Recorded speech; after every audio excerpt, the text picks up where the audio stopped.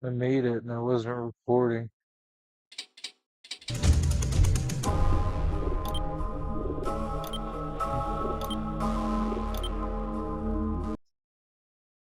This is computer 2. Save 1, I think. Yeah. The first thing. Oh,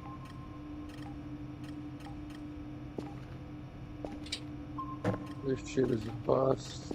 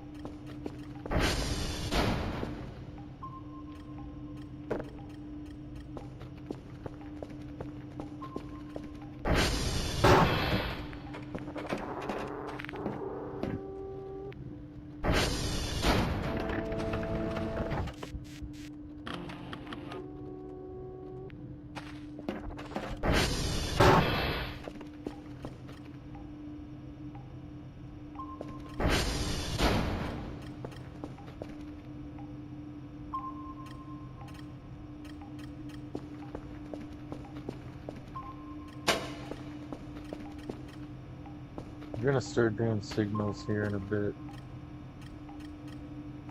I don't know who I'm talking to.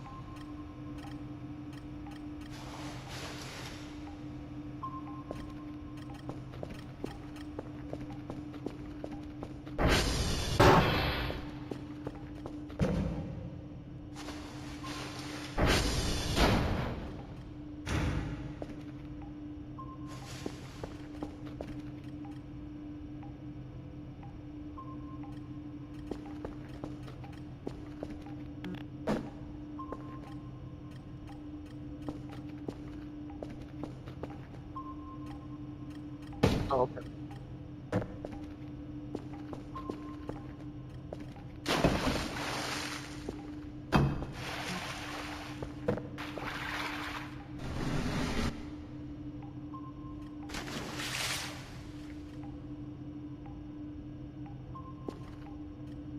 Fix this. Come on now.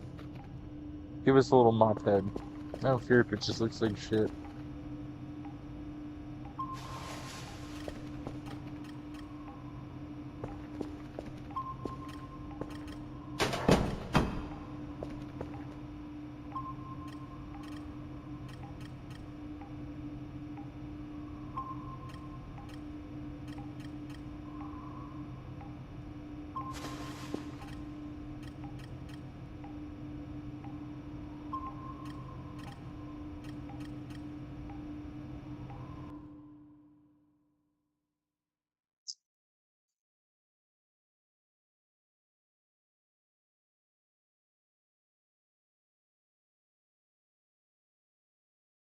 Shit.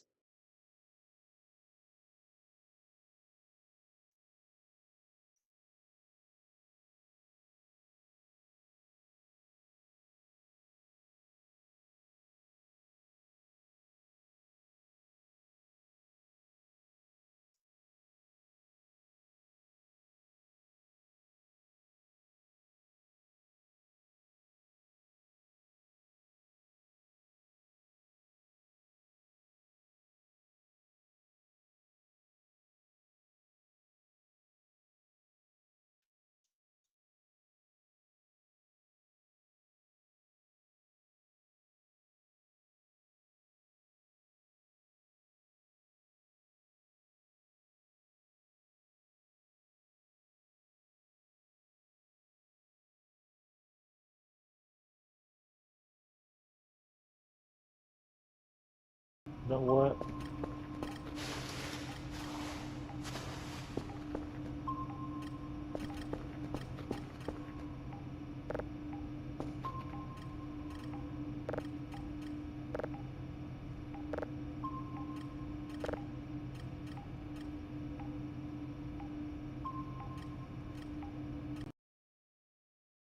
Please let this work this time.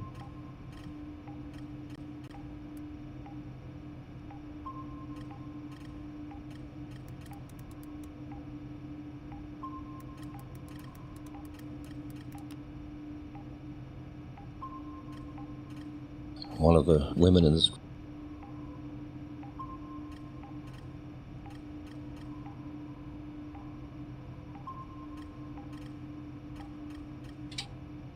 Please.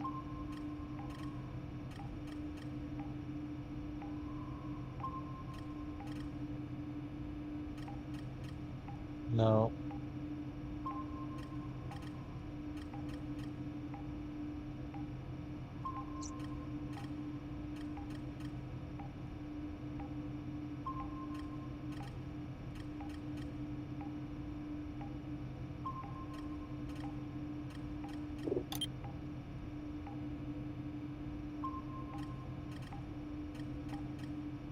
How is that video?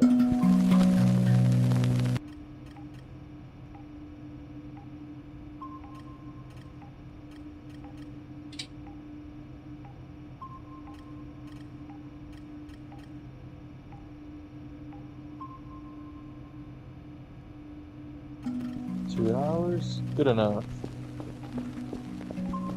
Just be here now.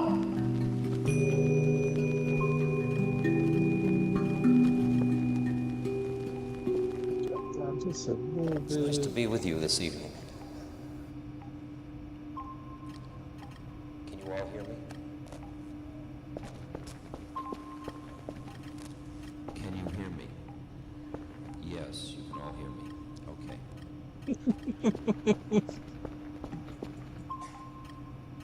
Yes. Okay. As I said, it's good to be with you this evening.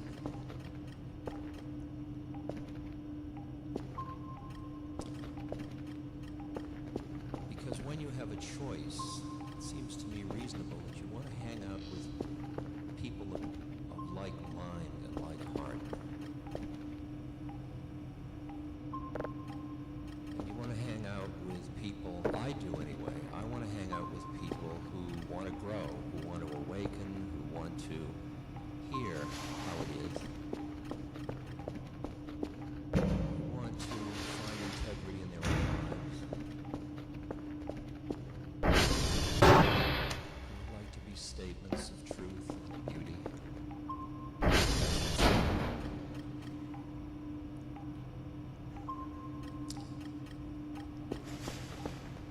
That's who I'd like to hang out with.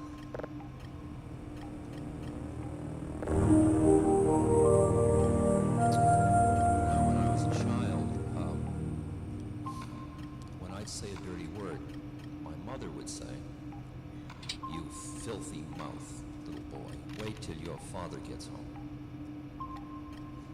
And poor father would come home tired, and my mother would say, "That dirty mouth, little boy, said thus and so." My father, taking his cue, would say, "Why, you little fool." And he'd get very angry, and now and then, when the word was foul enough, he would give me a clout on the behind. Don't fuck Well, with now me. that makes me technically an abused child.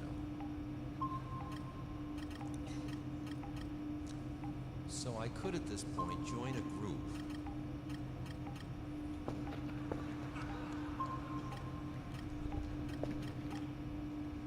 and that would be my identity.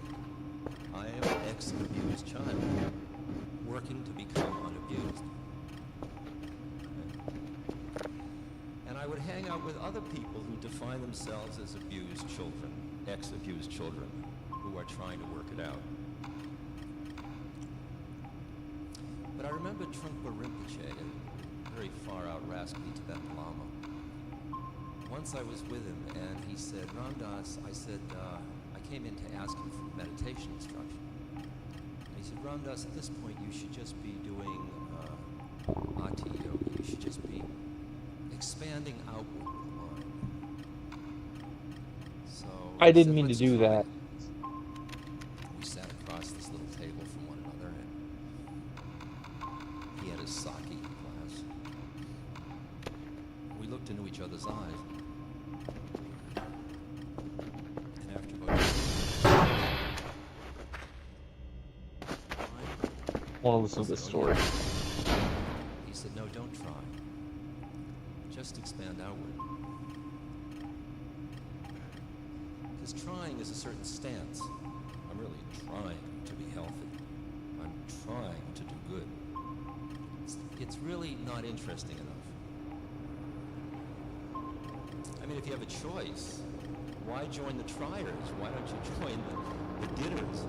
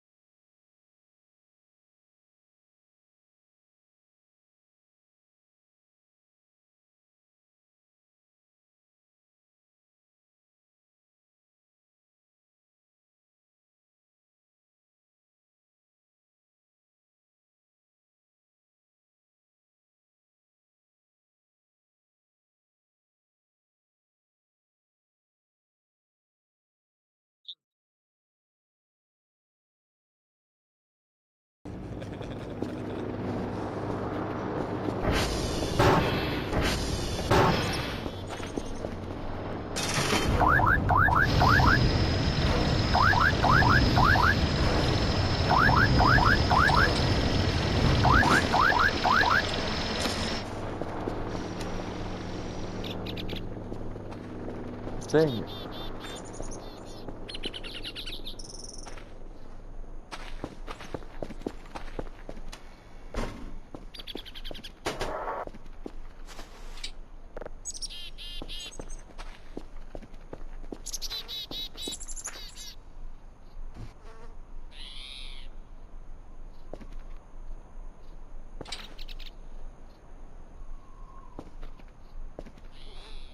Keep thinking I see something.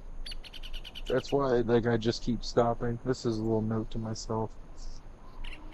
When I piece this together later. Just keep double checking that every time I pause like that, I'm not going insane.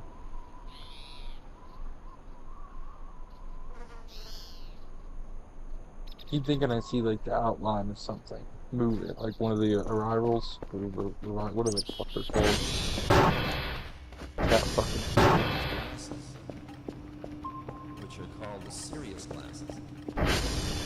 people. Many in the board uses the word serious, like dealing with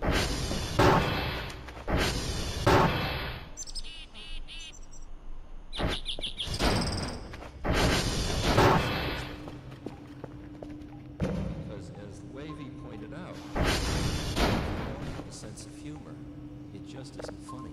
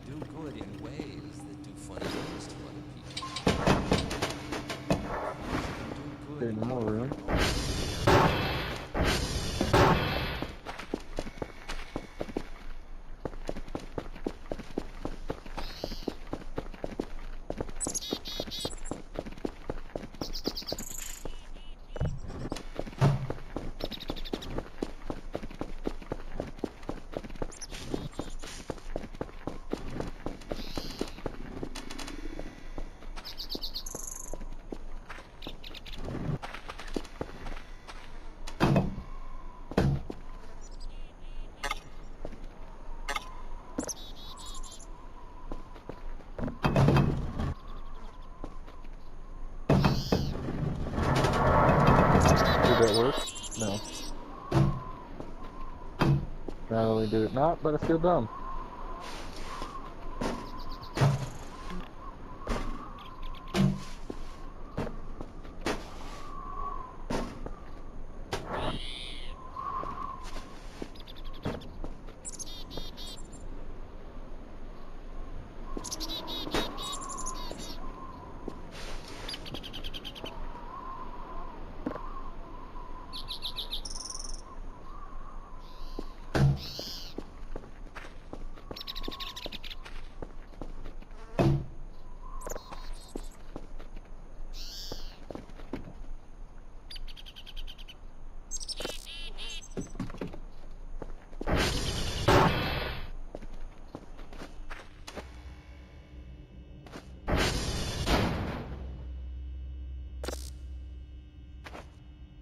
It's a good idea, actually.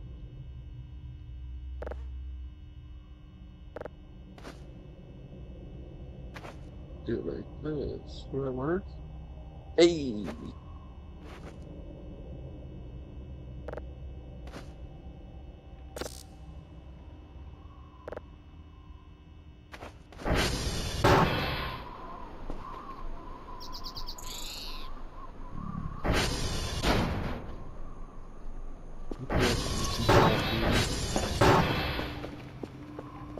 If my mind is not too hot for somebody with AIDS dying, I can be an environment with my mind that will allow them to come out of the drama. It must be another being with different curriculum. Ah, dying of AIDS. How interesting. Instead of, oh my God, I'm dying. Everybody in this room, including me, Being a is bitch. drama that you are milking from all its worth.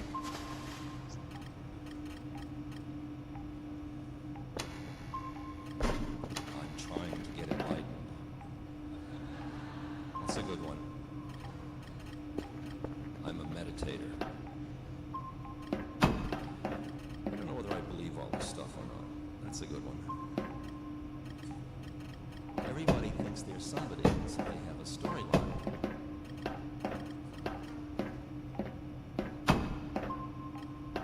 The problem is we get trapped in our somebodyness. We get so well socialized into our somebody. We went into somebody training when we got born. Because our parents thought they were somebody. And they were certainly going to somebody's train somebody's. They were trained. Just realized there was one already. Oh, it's the problem with two different saves. So you become somebody. You really know who you are. You've got diplomas. Wow, I can't game. People say Failing to "Geez, game. really?" Take away my keyboard and mouse. Send me to prison. And then at some point you begin to realize you got I trapped. did it without looking there. It's called the moment of awakening.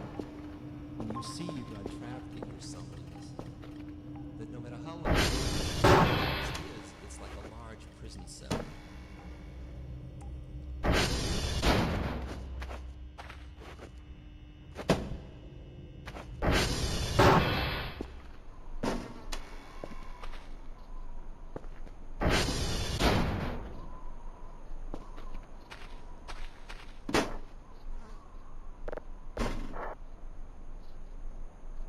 Perfect.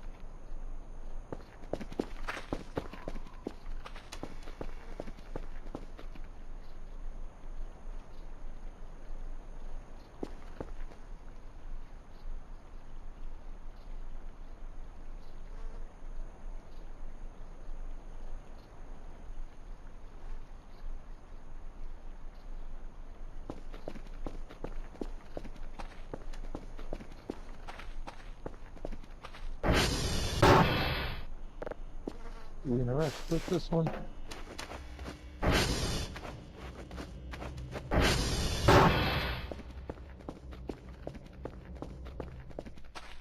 This place is just not cool down here.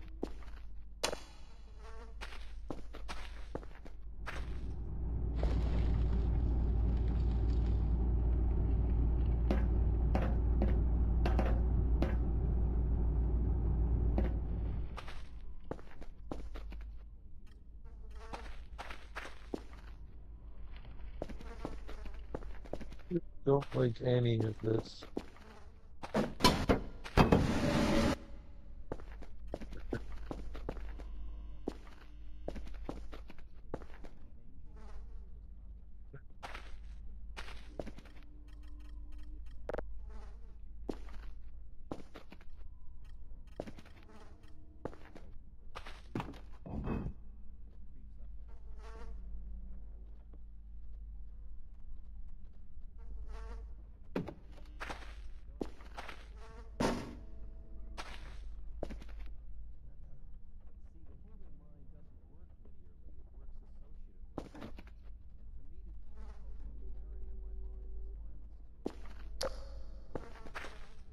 Take the light off. That's better. Still terrifying, but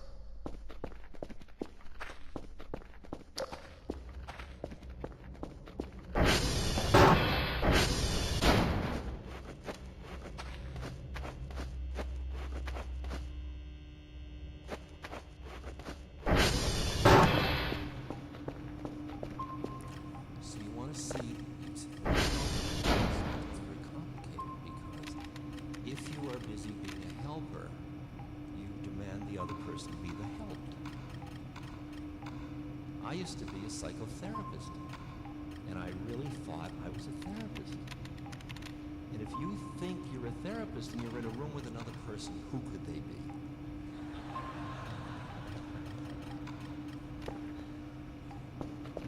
let's make some changes around here. And finally, I realized that I could just be a being in another room with another being, and we do what we needed to do. If we needed to, for me to be a therapist, I'll play therapist. You appreciate that you can extricate yourself from your definitions of who you think you are. It doesn't mean you can't do all those things, but you don't identify with them. Fixer, but not the builder. I know I need to make You take cement them for off. that. Take them off.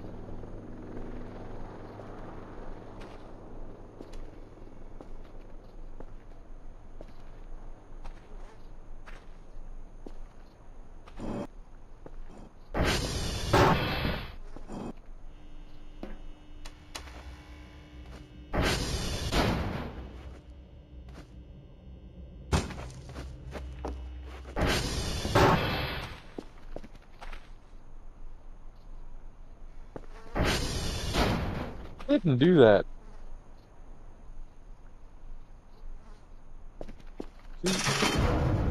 Oh my. Okay. Yep. I jumped. I'll admit it. You got me.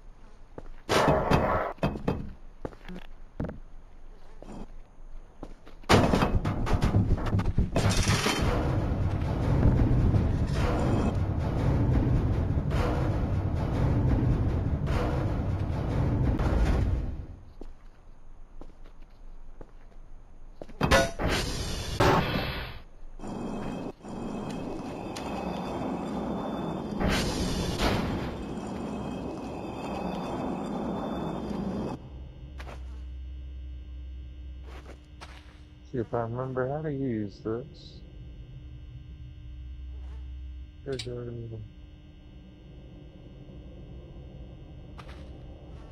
Yes, okay, okay, okay.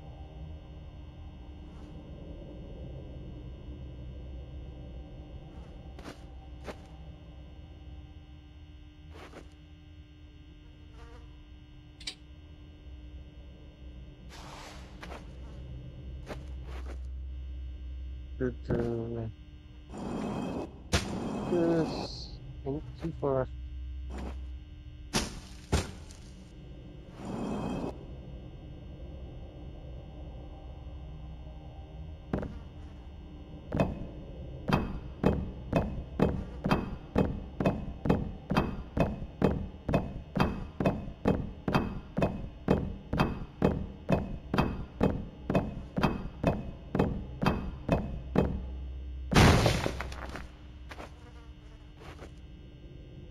Yeah.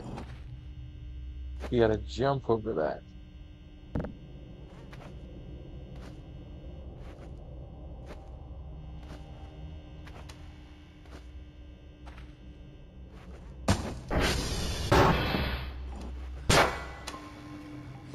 Time is so funny. We have all these different times.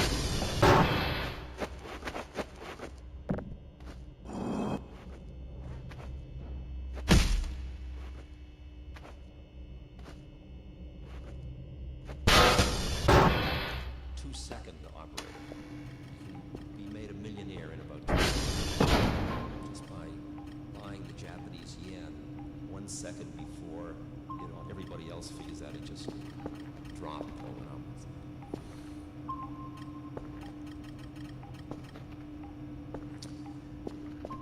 If you're concerned about the earth, our bad farming techniques use about 1 inch of topsoil every couple of years, and it takes 100 years to produce 1 inch. That's an interesting time relationship.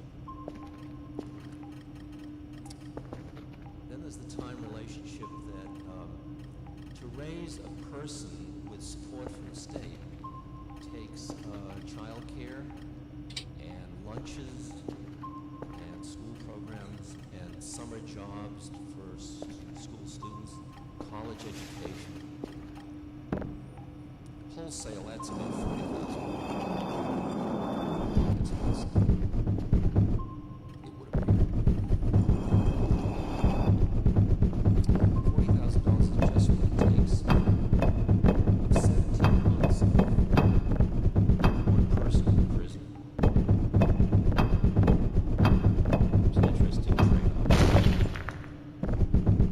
See, the predicament is that raising a person takes about 20 years. And our political time units are 2 to 6 years. People aren't going to go for programs that they're not going to see the results of. It's not going to get them elected. So that's funny, isn't it? And then carcinogens that we're eating, they've got a 25-year span before you'll know that that wasn't the right one to eat or drink. Okay? But one an interesting one, nuclear waste. Boy, did we blow it.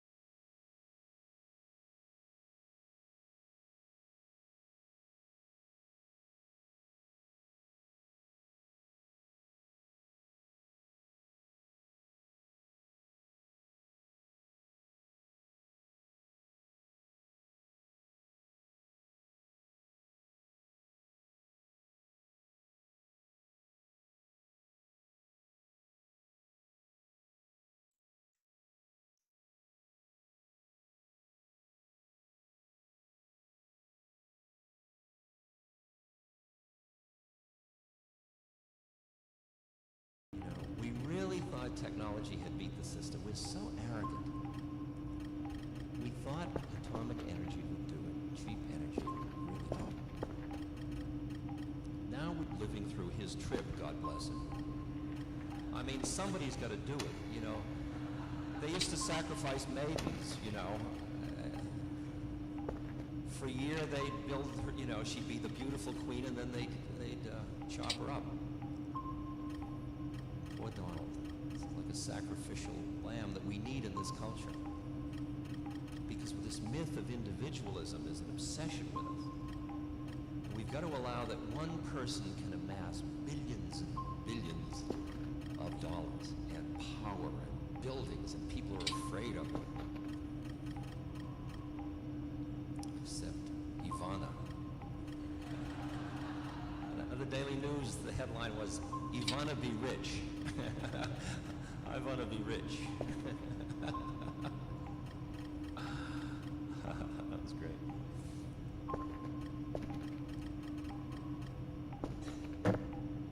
See, we're living in a time of outmoded myths. The myths we have about who we all are aren't really interesting any longer. Not only aren't they interesting, but they are not good for our health. Not only are they, because they're starving us to death. First of all, they're wiping out our planet. Because our myths were that you could take anything you wanted to make yourself. That was freedom. That was what democracy meant. You could do anything you wanted to get what you wanted to have it.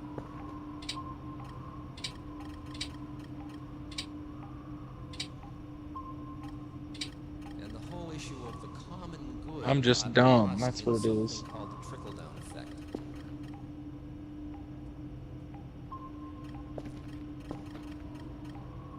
Let's talk about the 60s being exciting. Look at what you have at this moment. Wow. Politically, a whole sea of change in which everything's up for grabs all over. Our whole political structure is based on having an enemy. If we don't have one, we got to create one. Because we don't have any other myths that draw us together other than having an enemy. Surfer will be the test. Maybe it'll be the Netherlands. We'll send them out to fix servers or something.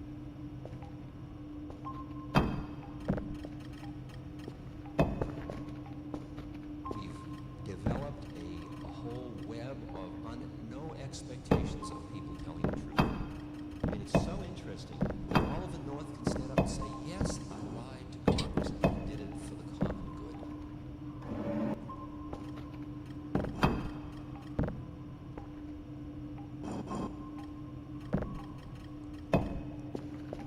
Economically, we're in a far-out position. As the polarization between the haves and the have-nots gets greater, as the permanent underclass gets more obvious, as there are homeless people everywhere, something in the system of what we thought was democracy isn't quite working. Because it had something to do with every human being had a right to their basic human needs. If the society was working, wouldn't that be the way you assume? If somebody was starving, say it's your own fault. It's their own fault if they got addicted to a drug, to escape from a lack of opportunity in the world. What would you do? Don't even start slamming shit wherever you are. Feel no pain. Oh no. I will just suffer on against this, you know.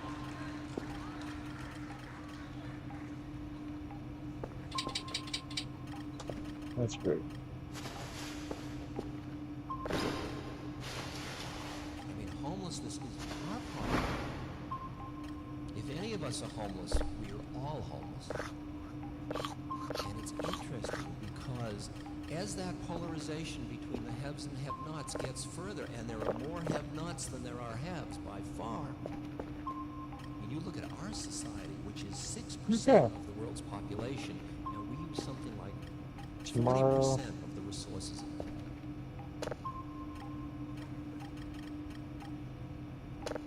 As Gandhi said, there's enough for everyone's need, but not enough for everyone's greed.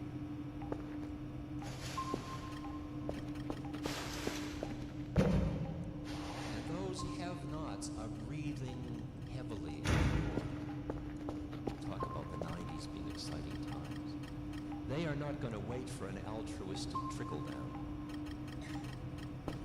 The South versus the North, political debt structure. The homeless around the corner. These aren't throwaways in a society. These are us. These are us. There was a large segment of this population that because AIDS struck gays and needle users said, well, that's fine. Will appear to be concerned, but this is fine. It's wiping out two very unacceptable populations. Sound familiar to you? Sound familiar?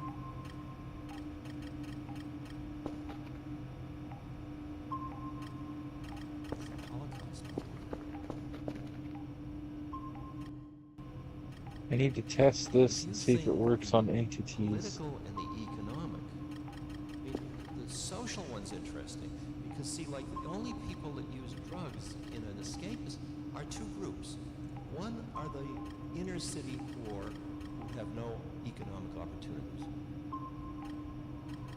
And the other are the yuppies, the people who are making it, who are really making it in this society. Ooh.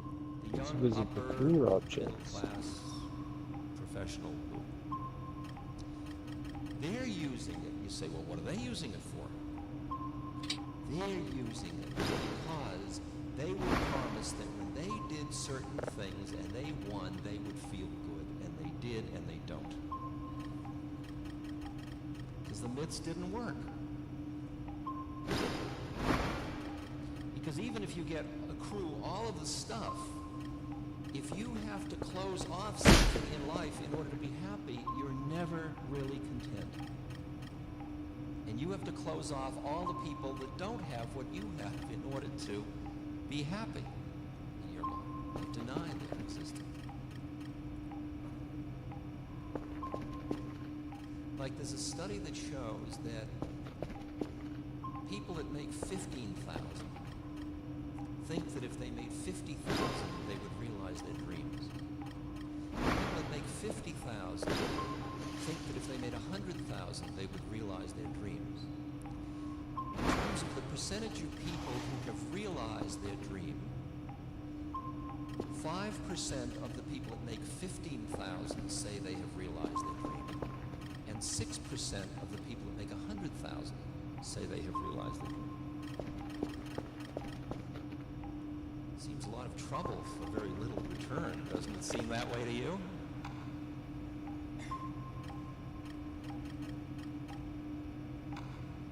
But see, to talk about not wanting to make more is almost un-American. Because you're not playing your part in the consumer unemployment cycle. We have to have planned obsolescence. We have to keep consuming. We need bigger markets to buy. We have to have those markets have money to be productive to buy. So we've got to keep the poor people with enough money to buy so that the money keeps going. And it keeps getting less and less evenly distributed all the time. The rich get richer and the poor get poorer. The whole thing is very bizarre. And I think it's because that basic pyramid got too far separated from the upper part on the dollar bill. I love that it's on the dollar bill.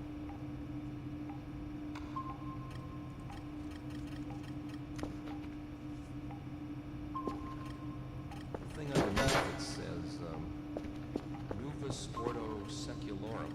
A new order of the ages is born. And Annuit Coptus, which is above it, means the one looks with favor upon our undertaking.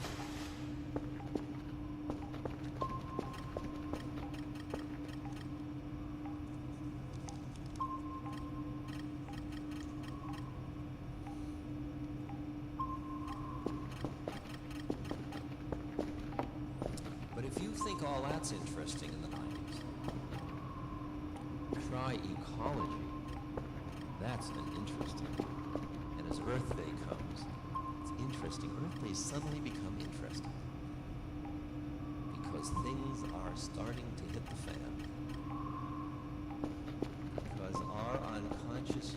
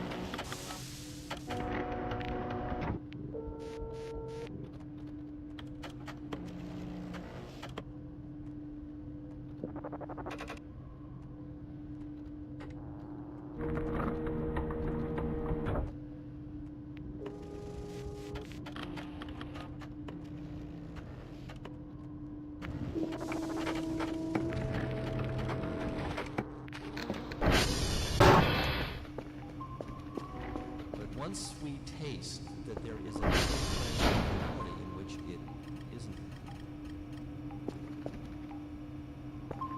what happens to us, most of us, when we start this journey is we taste that quality of, wow, it's not like I thought it was, and we call getting high. And then we figure out every technique we know to get high. Cooking a bouillabaisse, making love, surfing, whatever it is, crocheting, meditating, turning on, whatever, running 10 miles, working out in the gym. Boy, speak of endorphin rushes. Pumping. These guys are stoned in those gyms, you know. I didn't know what they were doing there all that time.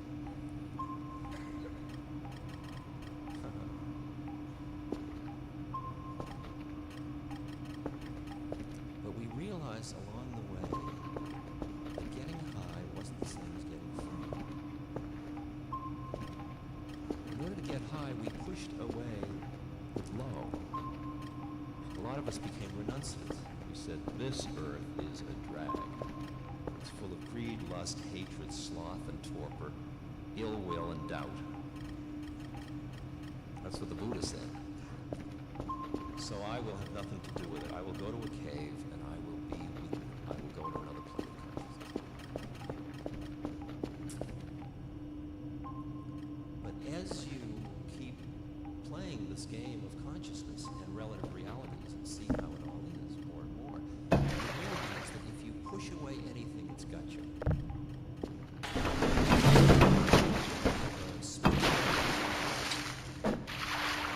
body being speaks through. He's got a great sense of humor. Like I said, Emmanuel, when I tell people about death, he says, tell them it's absolutely safe. He said it's like taking off a tight shoe.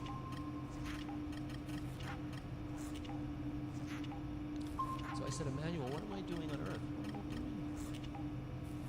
He said, Rhonda, you're in school. Why don't you try taking the curriculum? Like, why do you treat your incarnation as if it was an error? Haven't you considered the possibility that you are in exactly the right place at the right moment for what it is you need to learn and get on with it? You considered taking it on as a curriculum.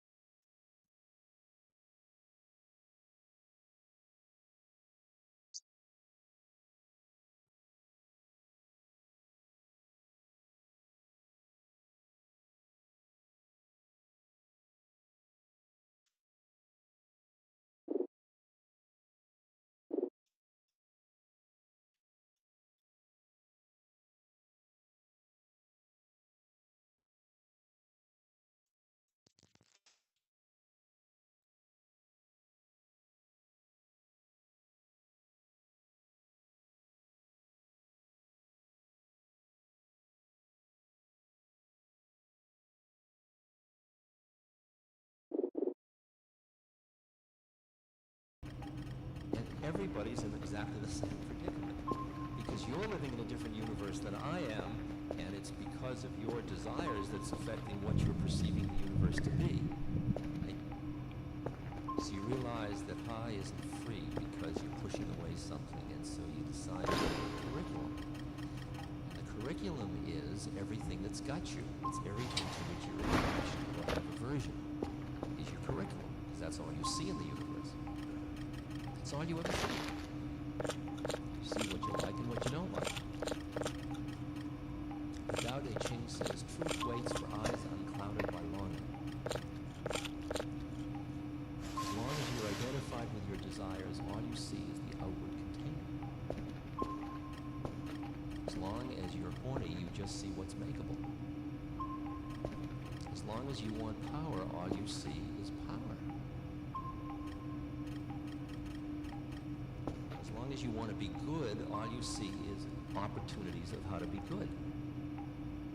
As long as you're a therapist, all you see is patients. It's the same thing. So you see that the art is to extricate yourself from your somebodyness, which is this whole set of attitudes and opinions and models you have about yourself. So you go into nobody training, which is far out. That's really sounds un-American. I mean, I am in training to be nobody.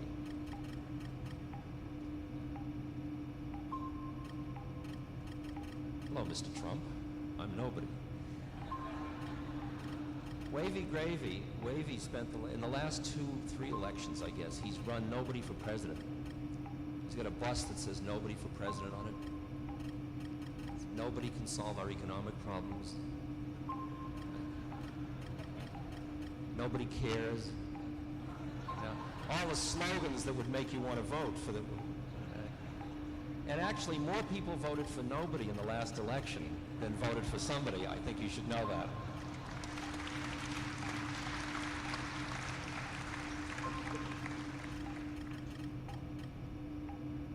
There's a Chinese curse, may you be born in an interesting time.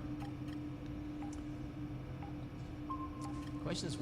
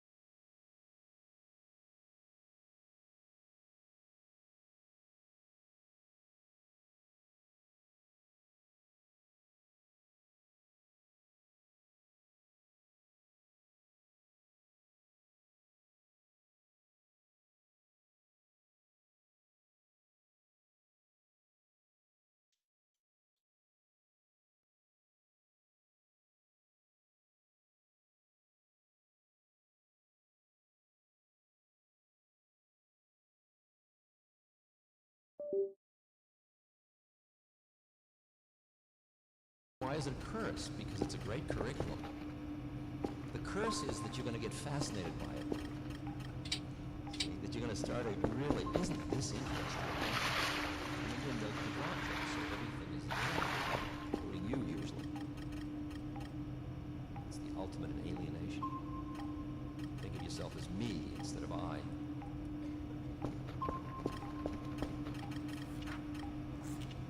The heart, on the other hand, you know Mike's the expression, my heart goes out to you? When the heart is open, you know when you fall in love with somebody, would you care if they used your toothbrush? You'd be honored. You'd be honored. Let me do for you. Here, stay in bed. Let me get breakfast. Oh, let here, this flower. I just want to give you this flower. You want to celebrate your beloved. The heart says, here, take my house, take my car, take my insurance, take it all. And so you're not going to let the heart have sway, are you? Holy.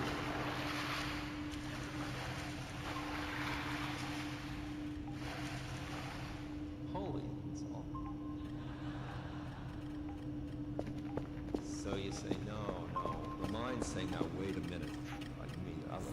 Lilies in the field stuff's fine, but you've got your health insurance to pay tomorrow. It's interesting whether or not you can, the edge for attachment, the edge for the issue is whether you can be true to what you uniquely are, which may be somebody that isn't ready to give up everything now and that doesn't even know that that's what you should do. And yet your heart is open. And yet your heart is open to your uniqueness too. That's far up. That's an edge to play with. That's an edge. See, we're so afraid if we open our hearts, we won't be able to set limits. If we open our hearts, we're going to end up hurting ourselves. I'll tell you, we're hurting ourselves a hell of a lot more by not opening our hearts. We are starving to death. Protective security. Oh, I knew it. The separateness, the more you protect yourself, even from the family, I mean, they're going to want something. Uncle, you know, he's going to want something sooner or later. Oh, this is terrible. I don't like this gun. I mean, my parents are going to want Actually, something. it's not bad. I want to take care of them, but after all, No. they want something. They're all them. You're in yourself, and you get more and more.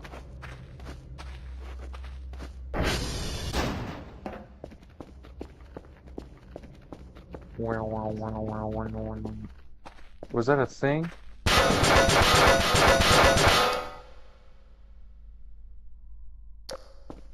Okay.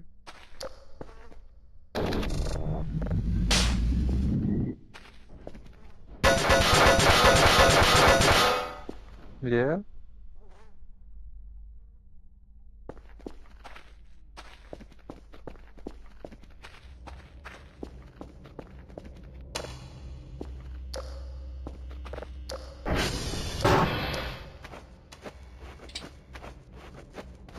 It's certainly emotional.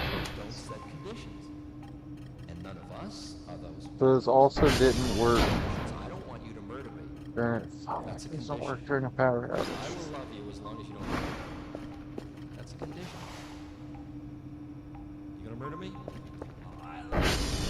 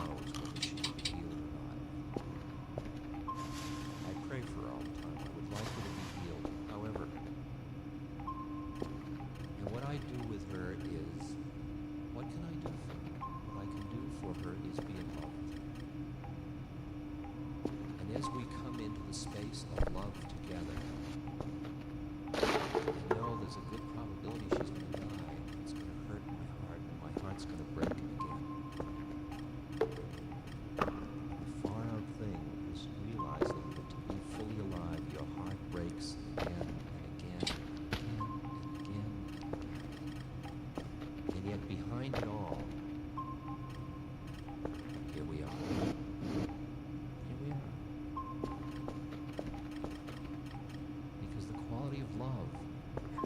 It embraces suffering. It doesn't.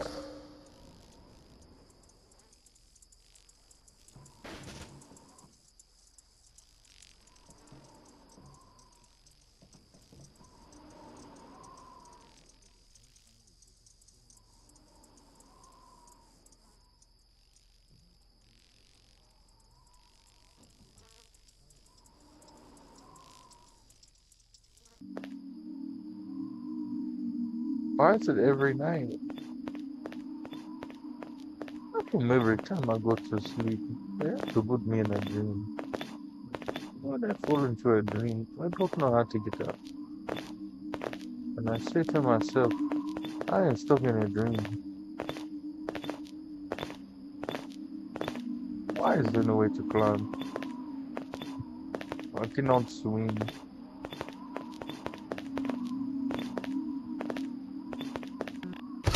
That's what the Oh, Bhagavad okay. Gita said. Do what you do, but be not attached to the Never done that force. before. Do it as purely as you know how, as fully, with as much open heart, as clear presence. Every time I go to sleep, I have to wake up. Do each act towards And another when I human wake up, being I wish I was as if dreaming. you're serving the beloved. You want to know it? There it is. Simple rule. Go ahead, try it. That's what I do. I just keep practicing. And the ones that really turn me off, I work harder on.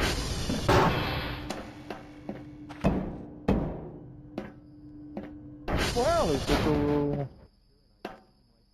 Why?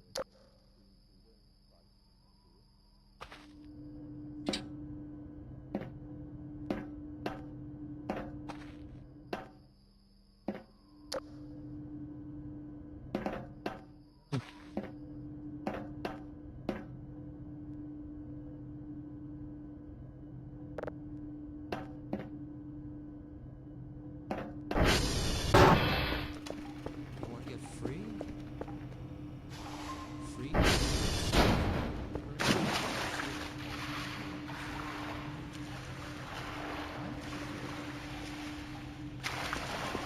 It's just another feeling. Why don't you feel at home instead of not at home? No, I feel not at home. It's because you're so busy being somebody. And so you're pushing away the rest of it. The far out thing is that the survival for the whole game is in recognizing that you're part of family. Not just biological family, but social family, ecological family, the global village, and seeing that we're just parts of the process. We're just rent-a-parts. We're just moving in and out of our parts. No part is any worse or better than any other part. You just do your part. You do whatever your unique part is and do it impeccably. See, but the myths have to change. That isn't the American way. You're all just part of it all. Doesn't sound like Donald Trump. Ted Turner. Local color.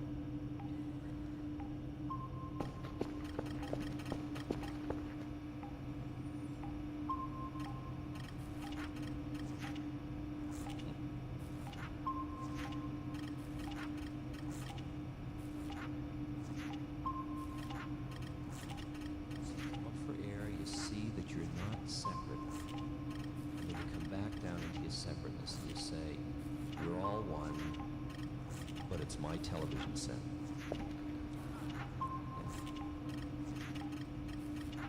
Like the Sufis have an expression, trust in Allah, but tie your camel. Now, it turns out that I translated that wrong. And I've done it for years, and I see it on me.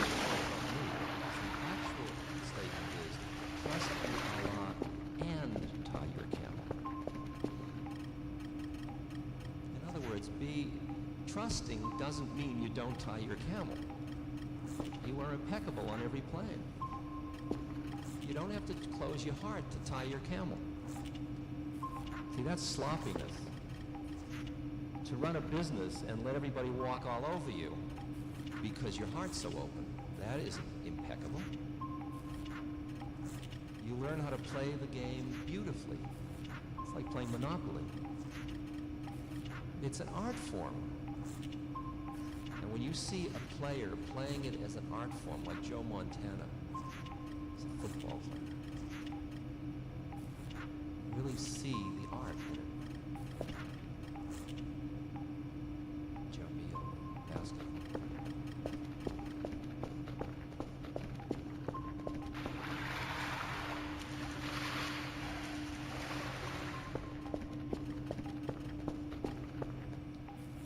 Once you taste the deeper truth of your being, and your faith in it gets strong, see what happens the first time you get out there, which you're all the time, but the first time you acknowledge you got out there, then you come back and you feel you lost it and you're damned. And then you can't wait to get out there again. And then you begin to see that every time you get high, you come down, and every time you come down, you go up. It takes a while to figure that out. It's the statement, and this too will change. The change is inherent in form. It's always changing all the time. Just watch your mind for a minute.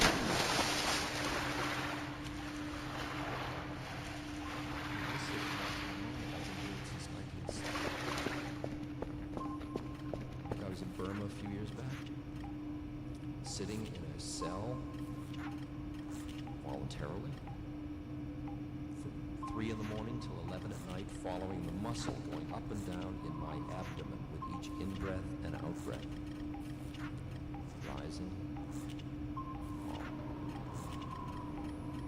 Rising. Falling. 3 in the morning till 11 at night. 7 days a week. Week after week. No writing, no reading, no talking. Looking at pictures. 2 meals a day, 1 shower per hour.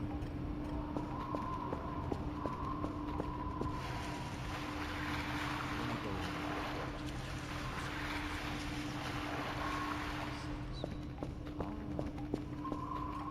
Tell me, you say, I'm following my breath, rising and falling. Which he obviously knows because he told you to do it. Say, I'm noticing the in-breath has a quality of softness and the out-breath has a quality of heaviness, whatever it is you're noticing. Last evening in one of my sittings, after 5 seconds, I became aware of a bird. I noted listening. In other words, my awareness went off to my ears. As soon as I became aware of that,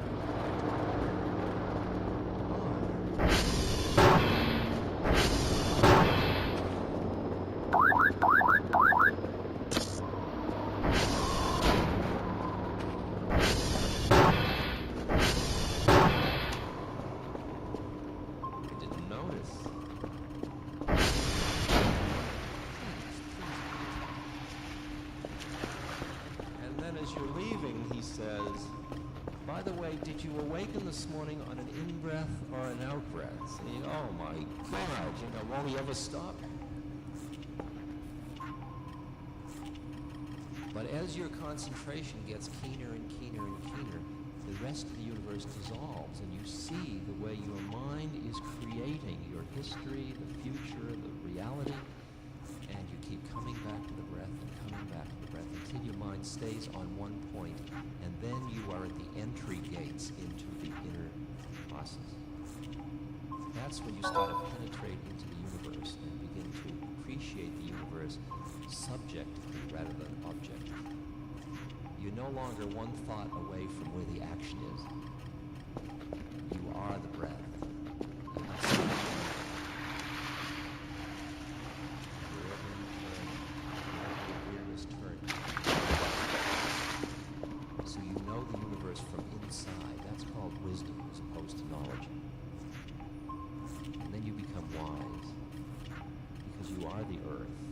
You are the opposite sex. And you are all of the people that suffer, and ever did, and all the joy, and ever was.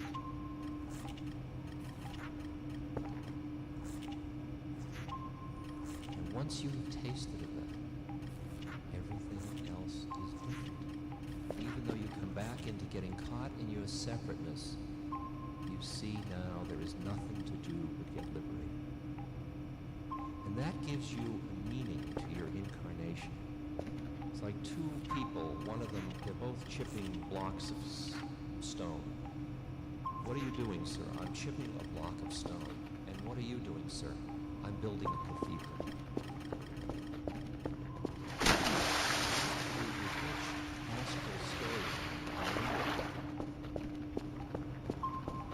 And the best one around is awakening that I can see. Because that's the way in which you become an instrument that doesn't create more suffering. That's what Seva is about, from my point of view. It's a yoga, it's a form, it's a view.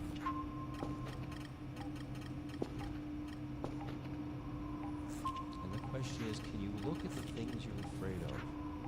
Sexual, aggression, all that stuff, without making a case out of it. Just notice it, bring full awareness to it, and bring appreciation, not judgment.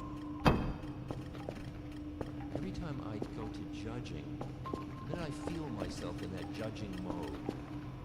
I flip it and I turn into an appreciator. You know, when I go out in the woods, I look at trees and I have no problem at all appreciating individual differences in trees. Elms and oaks and sumacs, each has its own beauty and uniqueness, and gnarled ones and straight ones. But you get around humans, you're saying you'd be better if you were. It's interesting because when you're working with dying people, you realize you can't die another person's death. You can only create an environment where they can do what they need to do. Because how do you know what they need to do until you are them, which means till you've merged with them. Then you will understand why they are with you. So all you can do is keep listening to another human being. And when they feel listened to, their paranoia dissolves. If they can, then they're free to come up for air. That's why you offer people your own quietness of mind, and your own openness of heart as a gift. That's your gift. And you and I, at this point in history, are faced with a most interesting situation. Because change is accelerating all around us. Politically, economically, ecologically, socially, morally, every way. And many people who have a very heavy vested interest in who they think they are, in their bodies, in their acquisitions, in their personality, in their possessions, are going to get very frightened. Because when you have to change your lifestyle, you get frightened. And when people get frightened, they get very repressive to try to keep the line. They get too frightened, they get very violent. And under those conditions, what the society requires at this point are human beings whose consciousness is such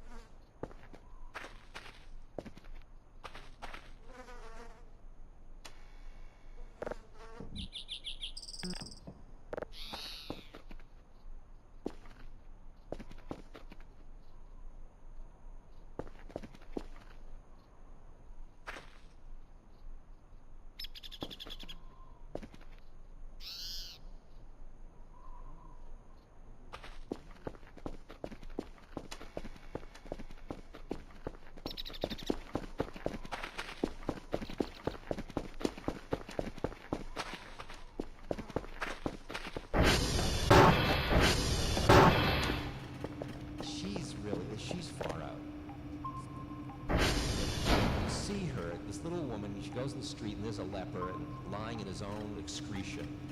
And she picks him up and starts to wash him and bathe him and all. And you say, isn't she wonderful? Isn't she courageous? In her head, she said it. She said, I am working with Christ in all his distressing disguises. If you have a baby,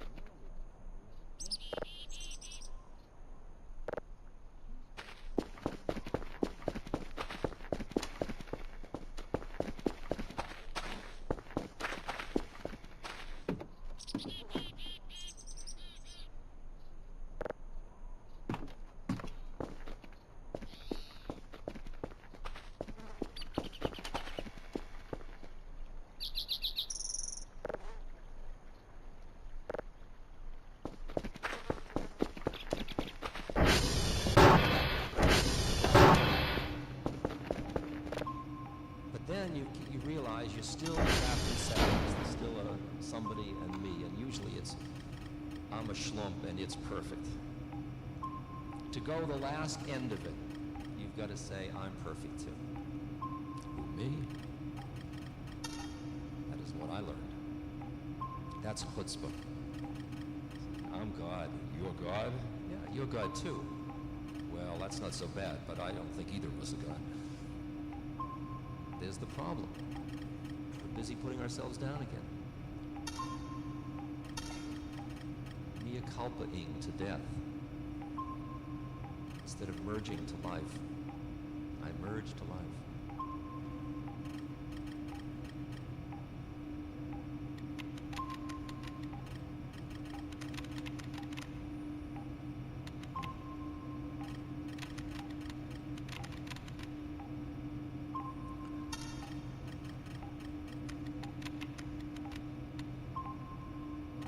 See, trauma will make us change. I mean, if things get bad enough, it'll force change.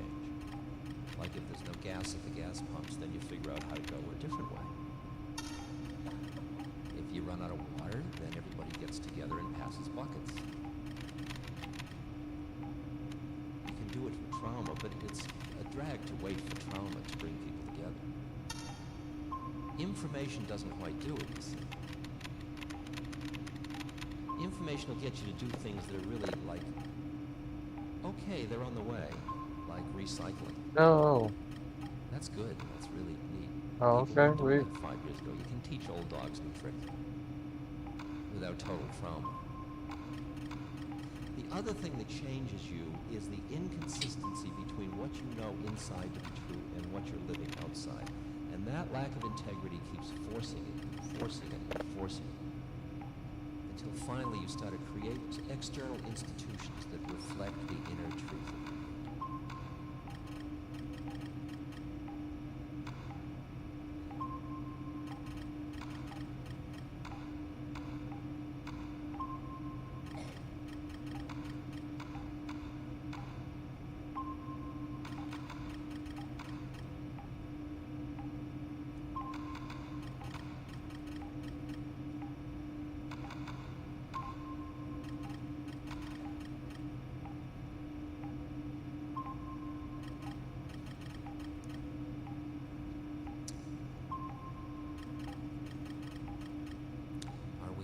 Struggling to survive, or are we choosing to evolve?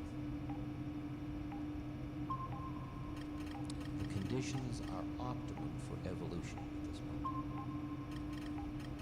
But if you get too frightened about survival, forget it. To realize that most social institutions are built upon fear. That's far out.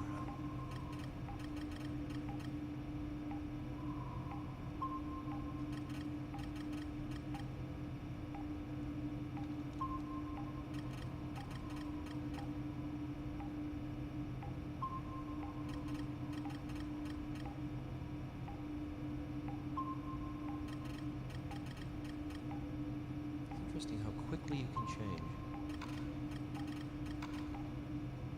I was playing with 3 states of mind. Listen to this.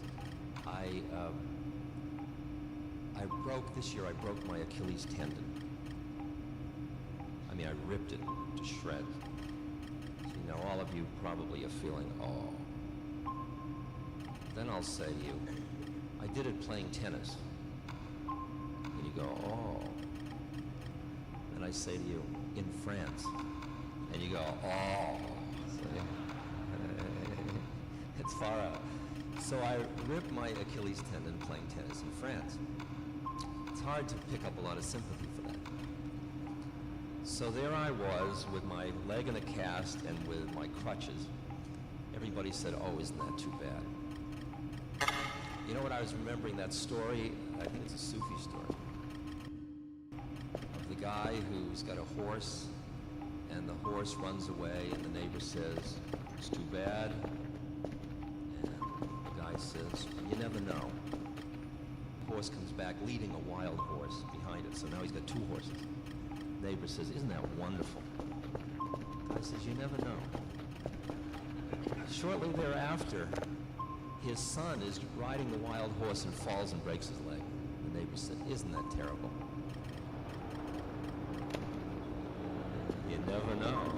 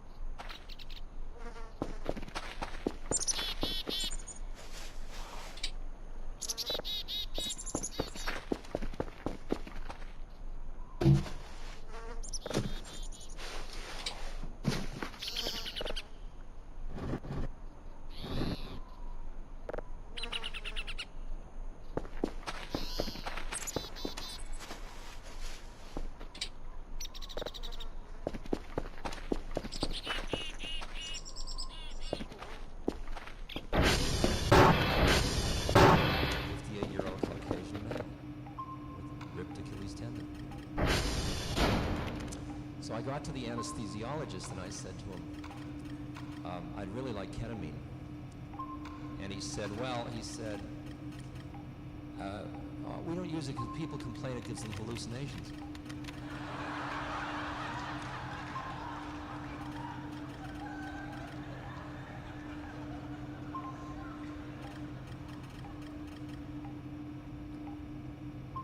But we became good friends.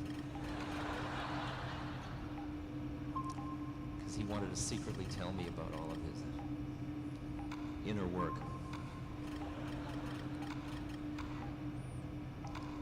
He will never be appointed Supreme Court Justice.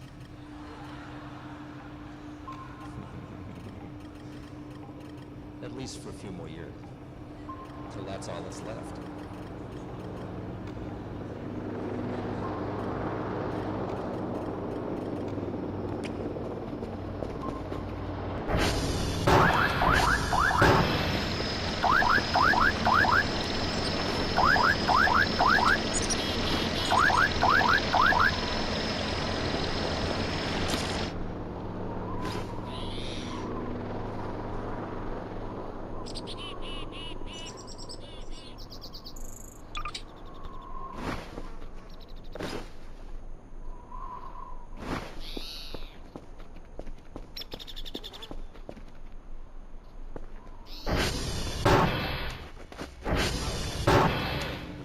Testimonial?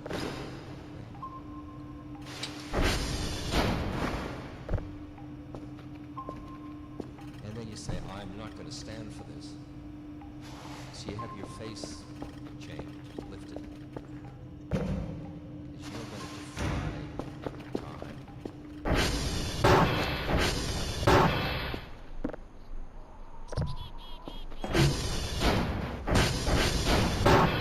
That's what it is. Look at this.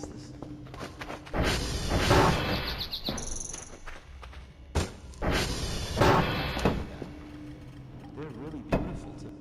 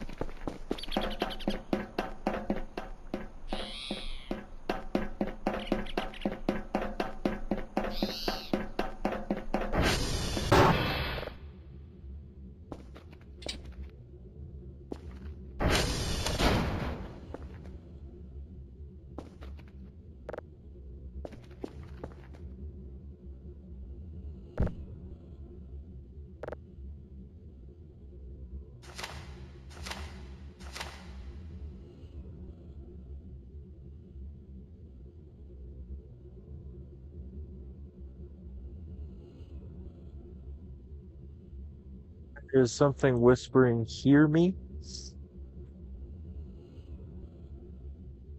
Or "Help me," I don't know.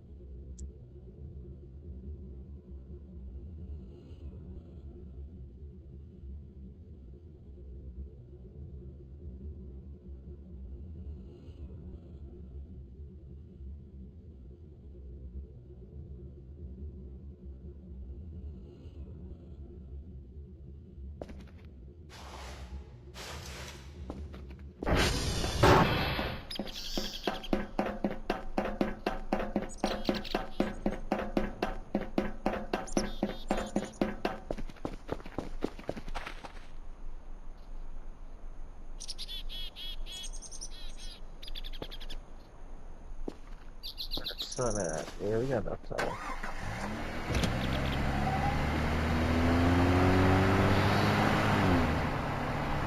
So check the security booth and the booth window. It's the one I came in.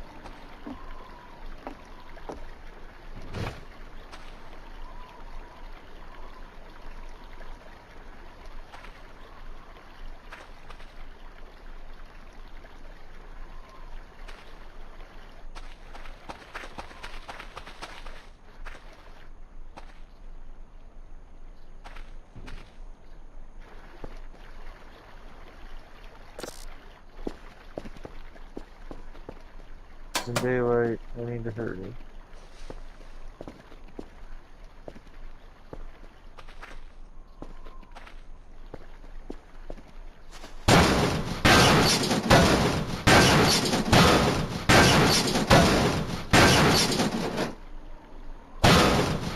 Did this snake get in there? Yeah.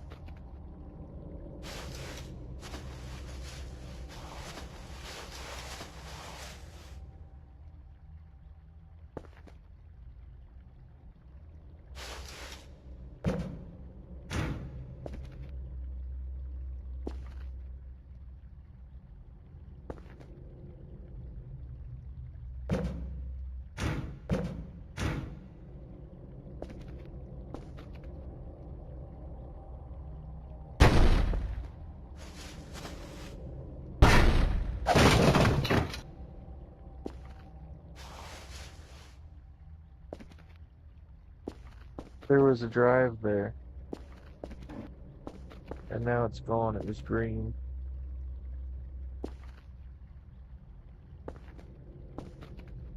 Now it's just gone. Okay, that's cool. I definitely didn't collect it, so that's just, yeah. Strange.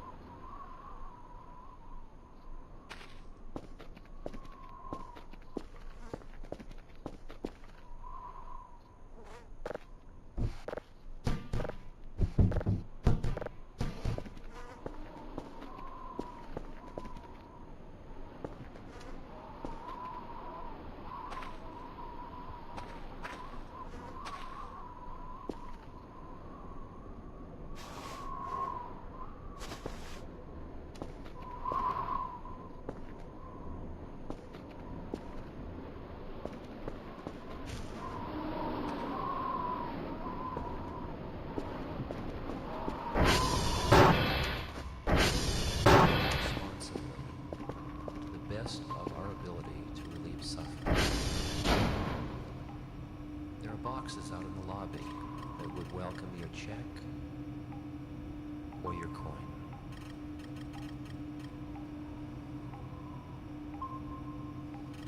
There are also books and t-shirts and all of those nice things, the proceeds of which go to the Sava Foundation completely. I want to thank Natalie Provo Thompson. Is she in the room? Natalie? There she is. I want us to thank Natalie because there you are. Stand up. Come on, stand up. Great. Good.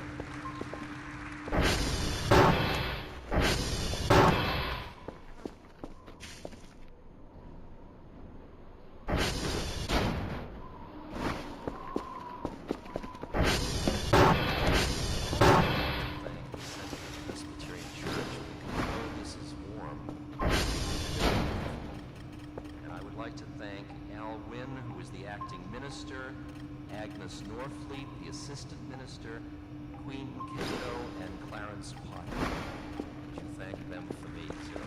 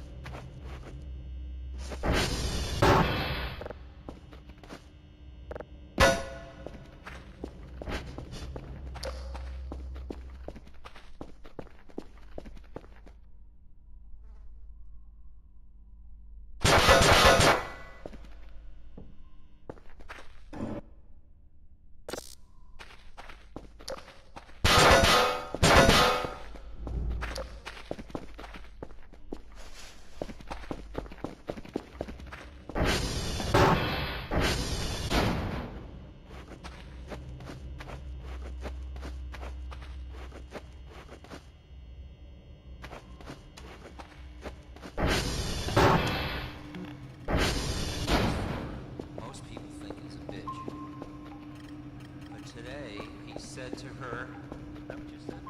Yeah. I'm just a reporter, I'm not a... But today he told her she was a nice person. And she cried, almost cried. And is that being on the edge? It's interesting because what you're working with there is the edge about the issue of truth and how you're straight with people. And it depends on what you're seeing in her. If you're really seeing that she's a nice person, then you're saying your truth. If you're doing it even though you think she's a bitch to change her, then it's manipulative. You hear? And only you know which it is.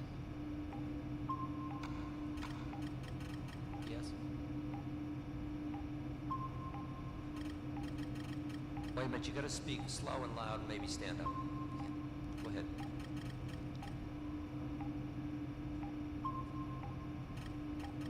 Yeah.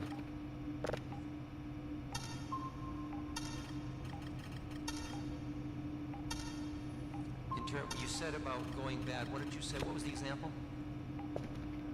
A marriage? Yeah. A what? Typhoid Mary. I see. Yeah. There is a Typhoid Mary example. Could you foresee that? Can you foresee that? There is a place of consciousness where everything is known, past, present, and future. In order to be part of that, you have to cease being who you are. So who you are will never know everything, but everything is known. So it is conceivable that you could be, by dying into it, that ultimate wisdom that knows why everything is the way it is and what would happen. Those beings that are that way, the interesting question is, why don't they change everything, since they could? Since they understand the way in which thought creates form, and they would be free, as Christ's statement, had ye but faith, you could move mountains. But once you are connected enough to the universe to have that level of faith, you are the mountain, and you know why you're there in the first place. So the interesting thing is that the more conscious people get, the less they try to screw around with the game. Because the more they understand why it is the way it is, including their protests and all that, but they don't do it from getting identified with thinking they're changing things.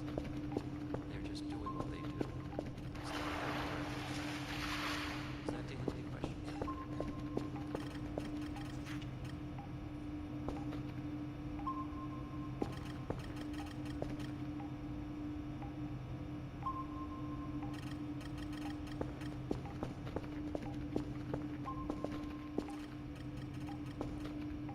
Talking about suicide, perhaps around the imminent death from suffering with AIDS. Thank you.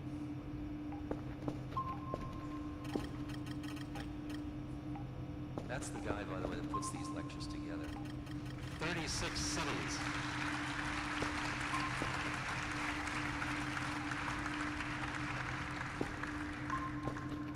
I'm just a pawn in his game.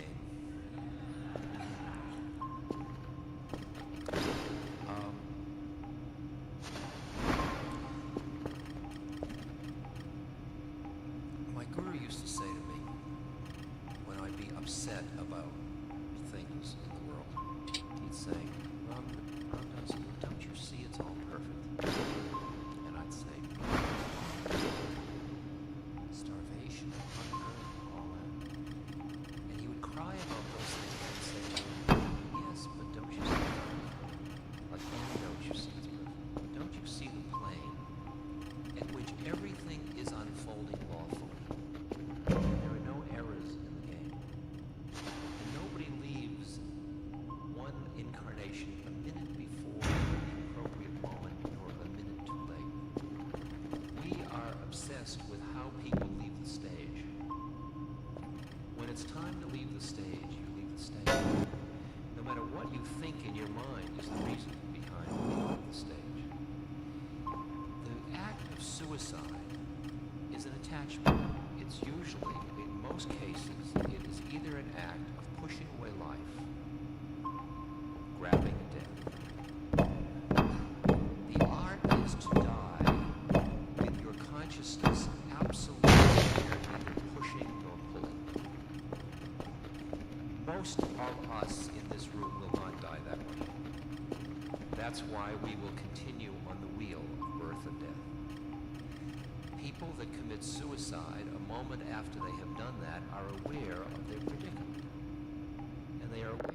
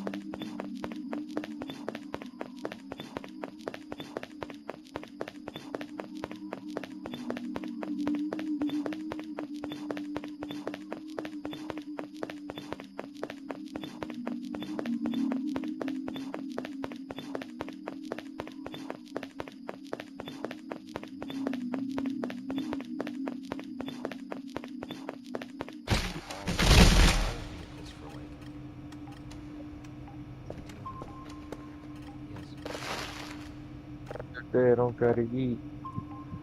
About immortality. What do you mean by immortality?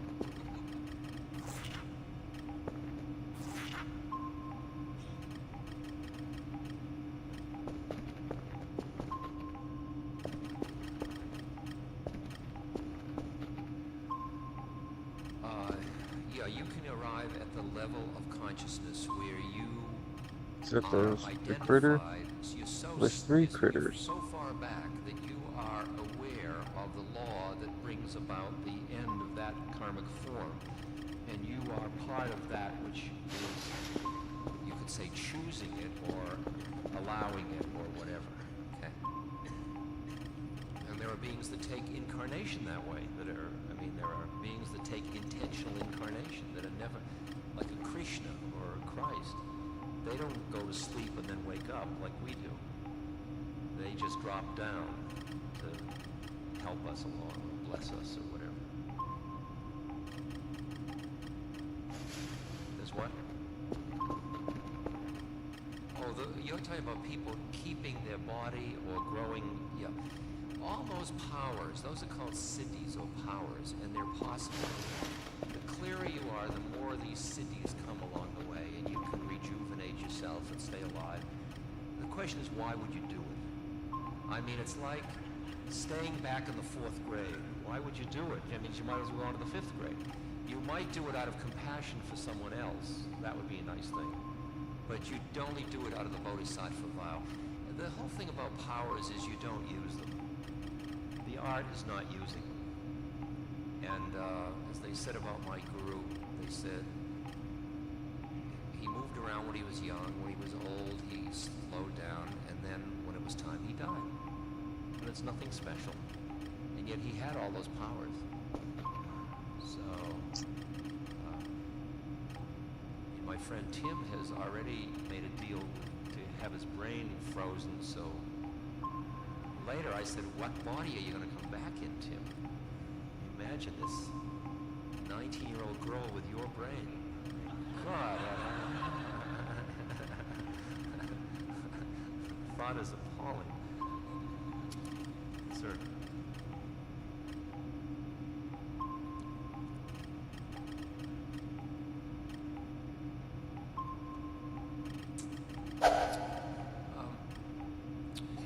The relationship to a personal God is a way that is easy for a human incarnate to start from.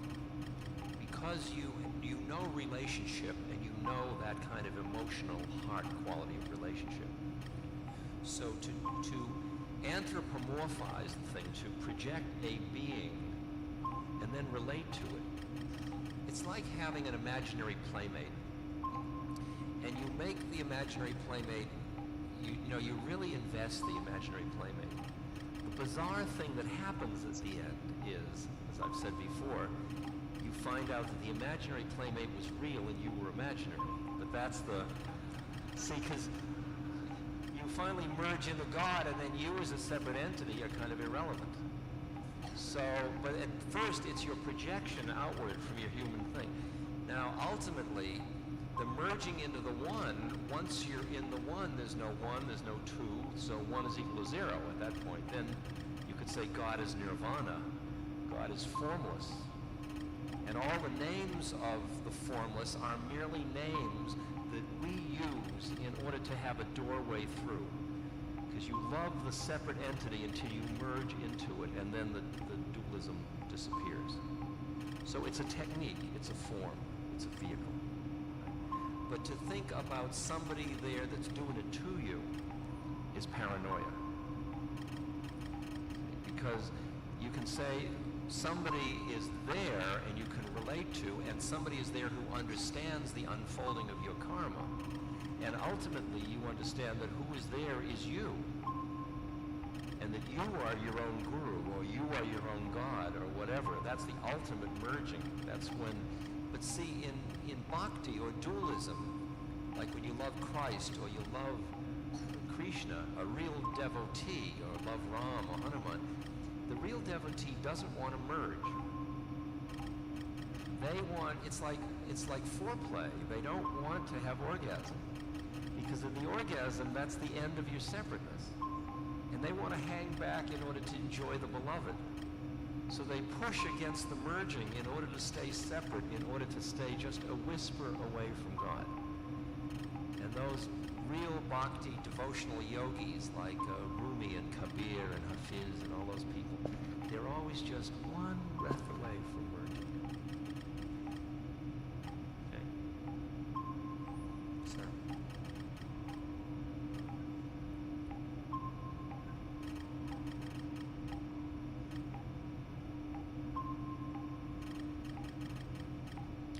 Question is, do we pick our life script and our parents and all that? The question is, which we are you talking about? Who you think you are didn't. Who you are did. Who you are picked who you think you are. When you awaken from who you think you are, then you will know who chose. The only parts...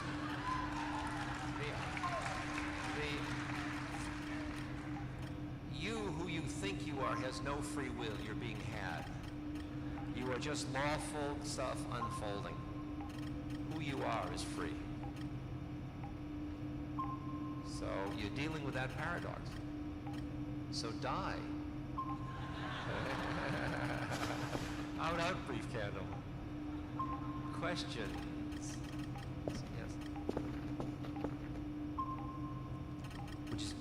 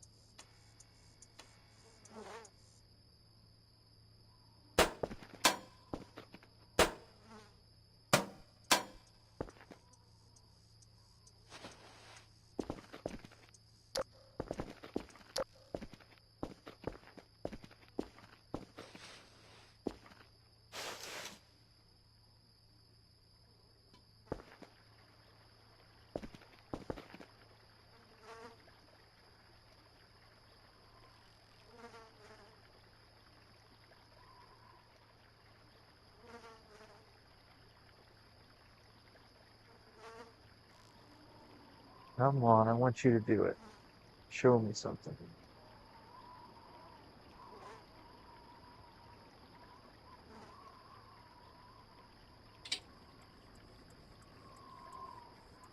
It's a good shot. Is it even?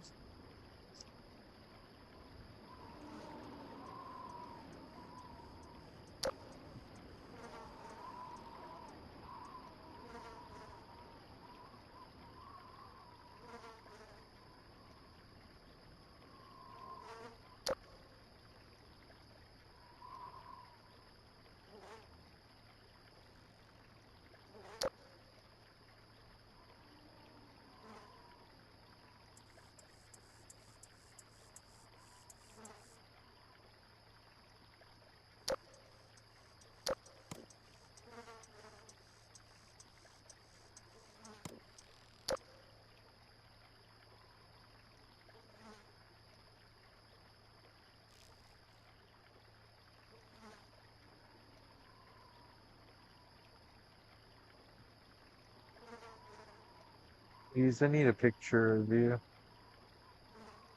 And you're like right there somewhere. Come say hello. I'm definitely not coming over there. Eyes on. It's the skitter bot, whatever you want to call them.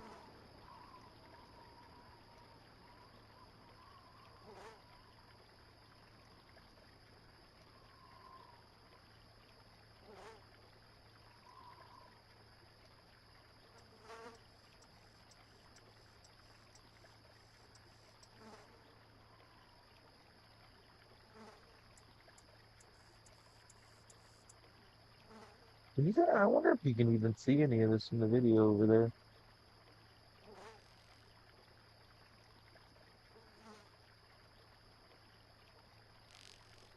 Well, you can see this. Here's something.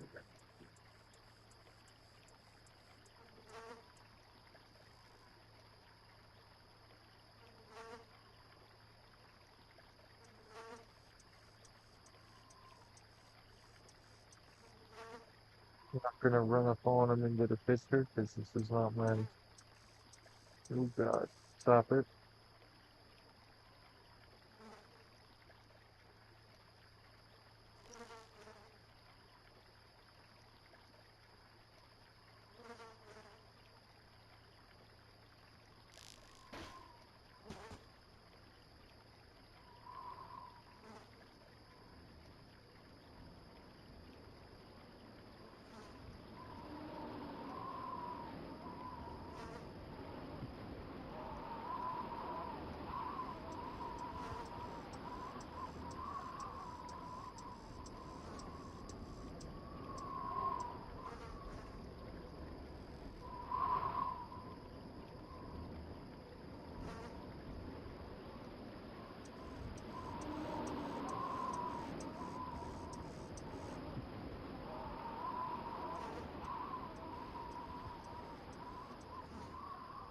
The sun.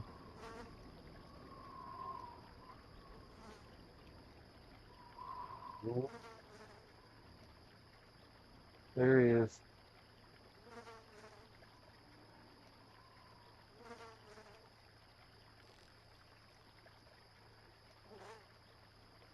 Come on, buddy boy. Let me get a picture. There he is.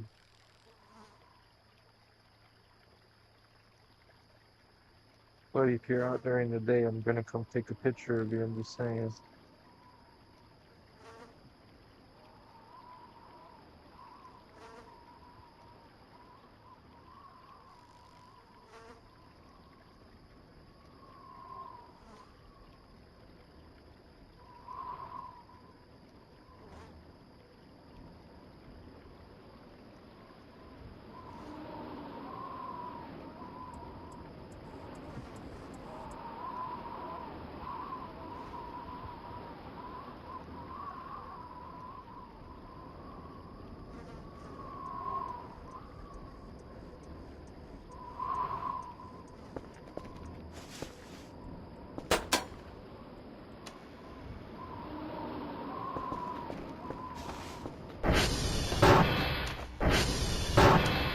It's much harder to stay high in an intimate relationship with another human being.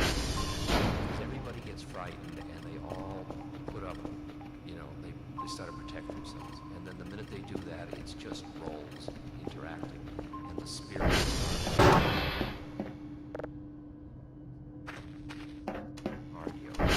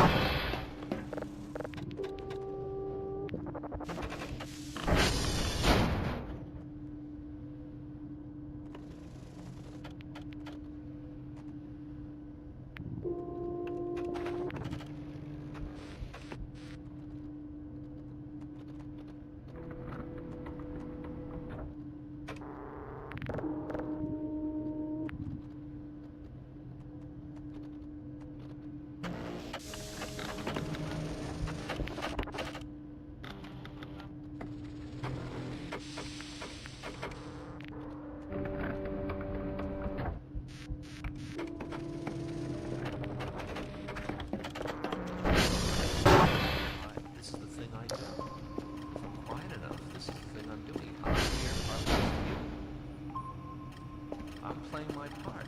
It's just like your part. We're just playing our parts. I don't have to milk it, you know. Look at me.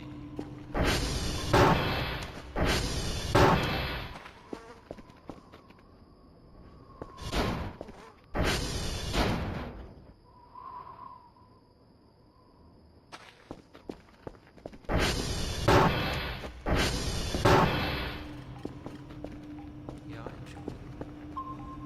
It's very graceful. And I guess I enjoy it. It's beautiful.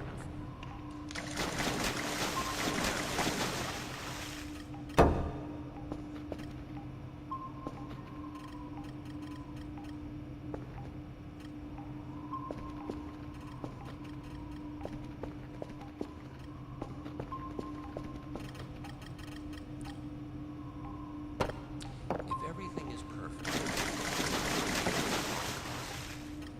evil.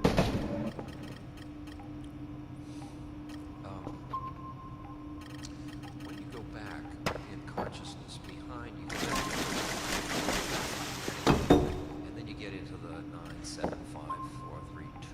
You get back into 2, the realm of 2, which is dark and light, love and hate.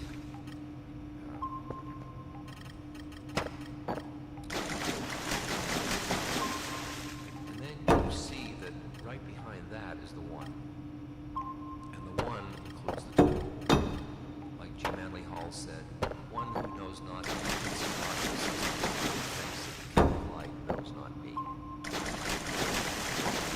So as your consciousness starts to rest in the 1, if you push away the 2, you're still off balance, because for the enlightened being, there's nowhere to stand. Stand in the 2 with the awareness of the 1 means that you become an instrument of good against evil. But you don't do it as an entrapment in the polarity. So you don't hate evil. You understand that your job is to act against evil. And you identify evil as a set of actions that are the result of karma of individuals. So you don't blame people, you blame acts. You stop acts and you punish acts, but you don't punish people. And that's very interesting. That's the art form of being able to resist evil and do it from a place of dispassion. And that's your function. That's what you do. And as you understand more and more what part it is, see, it's very interesting. I was with a Benedictine abbot once, and he said to me, he took me to his study, he said, I don't know what was the meaning of the kiss of Jesus?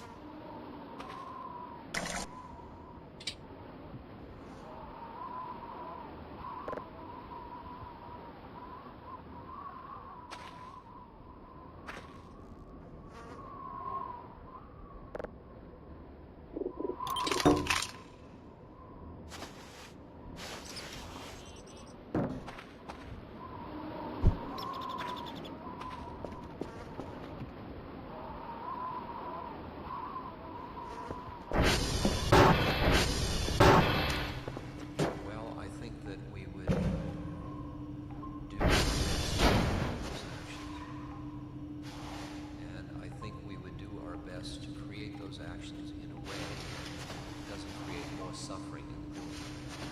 I think that there are people that cannot, because of the nature of their karma, and are not able to be free in a social system because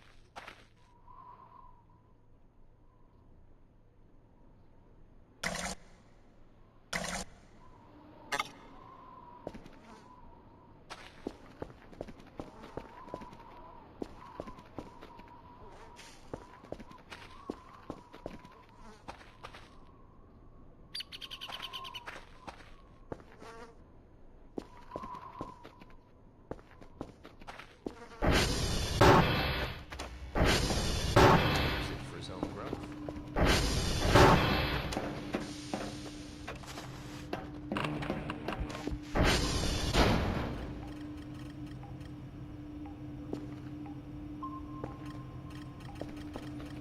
How do you relate population growth with incarnation? There are so many more beings than are incarnated on this realm.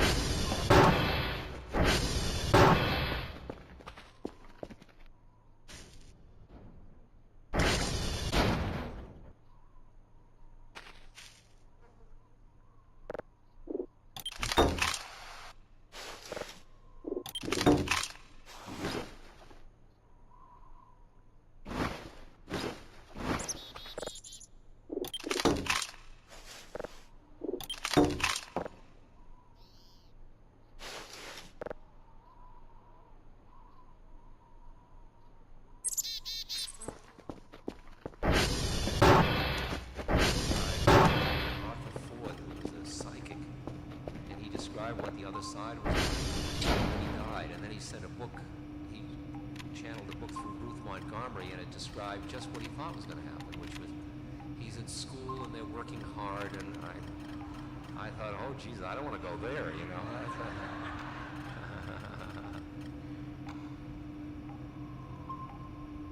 Sir.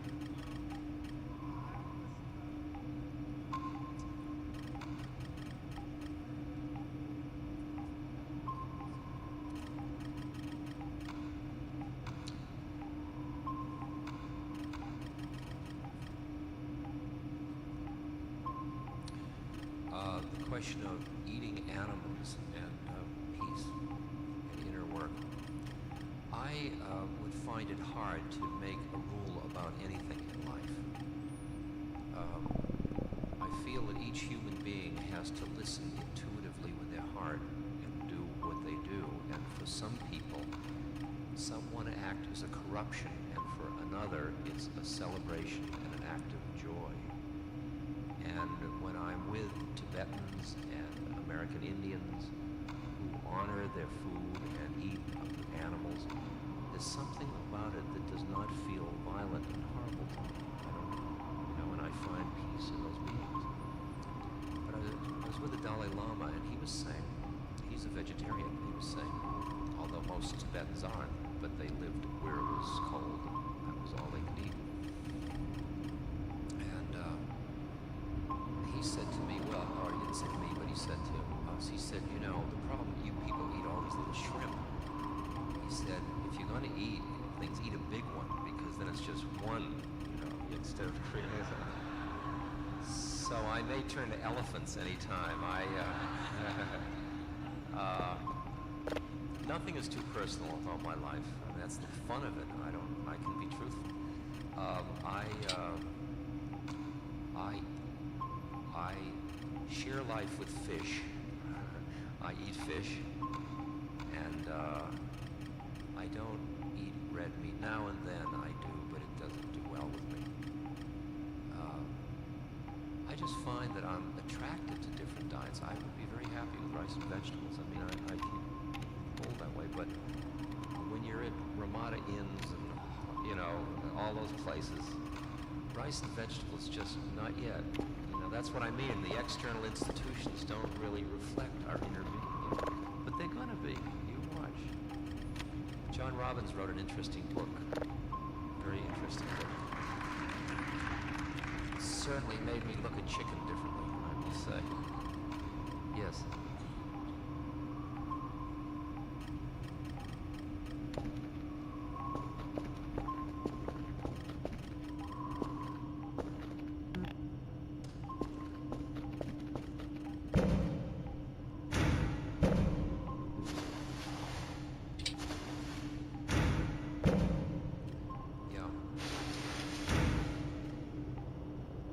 As long as you have fear of death, it's hard to have humor about the ecological situation.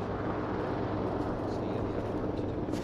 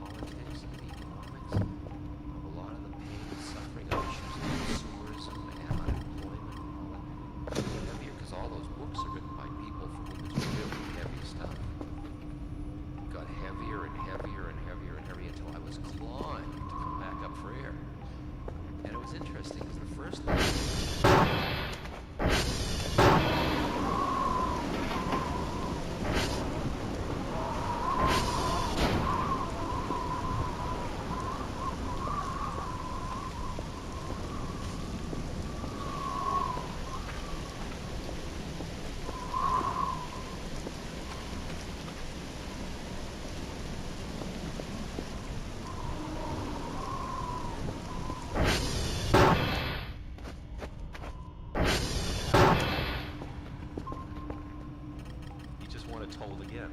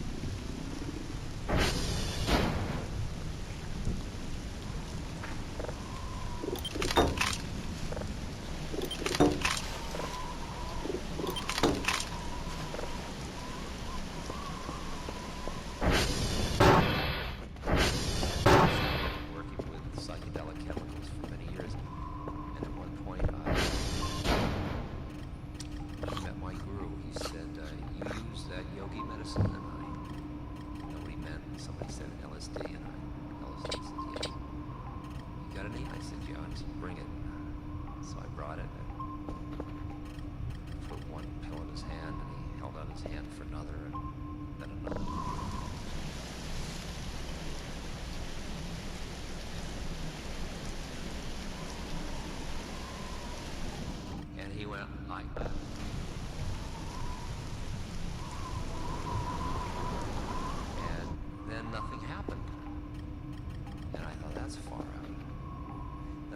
makes perfect sense. If I'm stuck at A, I take that in order to unstick me so I will be able to get to B. But if you're already at B, it must be like drinking water. What difference does it make? I mean, well, there's nowhere to go. So, you know, if you're at A and B, what do you, it doesn't matter. So I went home and told everyone. And I met this guy that took 900 micrograms a day. So that's, I mean, that's our medicine.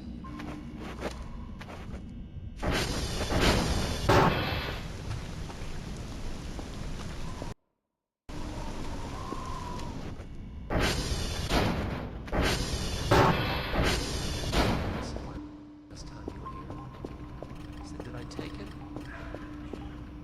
I did. Oh. You got any more? He said, yeah, bring it. So I brought it out. So look, there were 5 pills.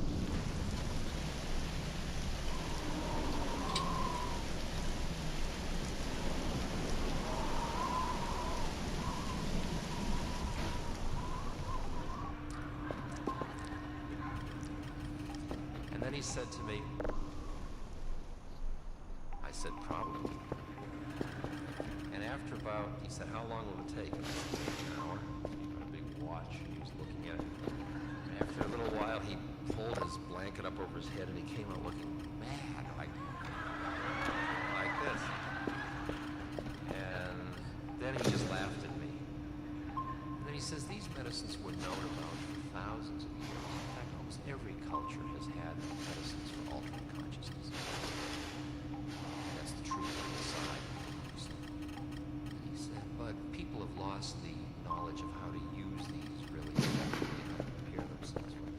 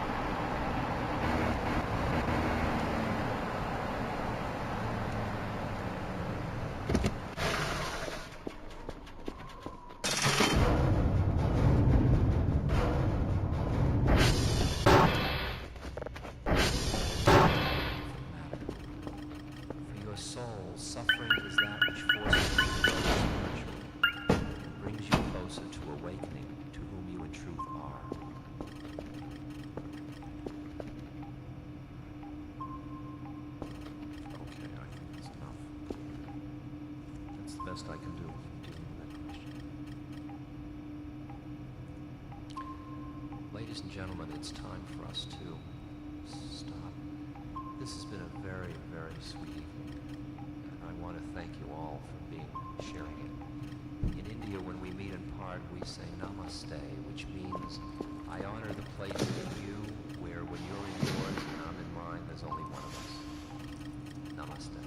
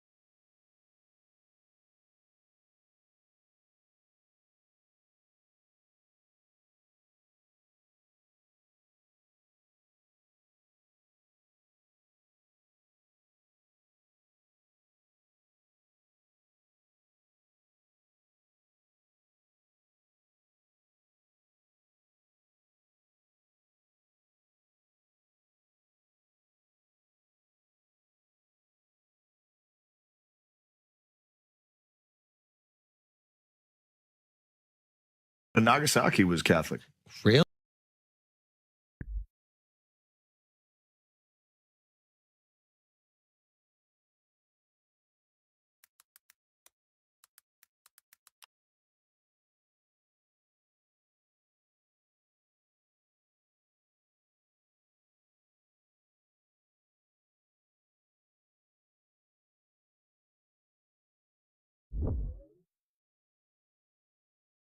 Excited putting this together.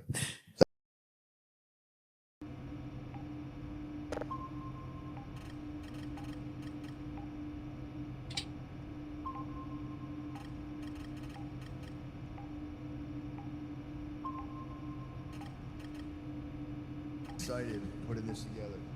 I didn't know how much I love Rome. It's awesome. The best. Yeah. So we're gonna start. The book's actually it's called Rubicon by Tom Holland. It's all about kind of the fall of Rome. Spider-Man. Yeah. So we're gonna start. I'm just gonna paint a little picture, guys. Imagine it's the middle of January, 49 BC.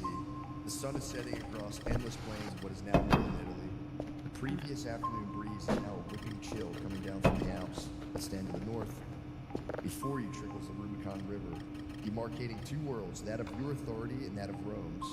Your horse bends down to drink from the river, steam coming from its nose. But just a full sensory picture. For 9 long years, you've been off doing the unthinkable conquering call. A nation of barbarians who burned Rome to the ground 3 centuries earlier and still haunted their dreams. But thanks to you, Rome needed word, not about these guys. Your victories have brought them peace to the vanquished.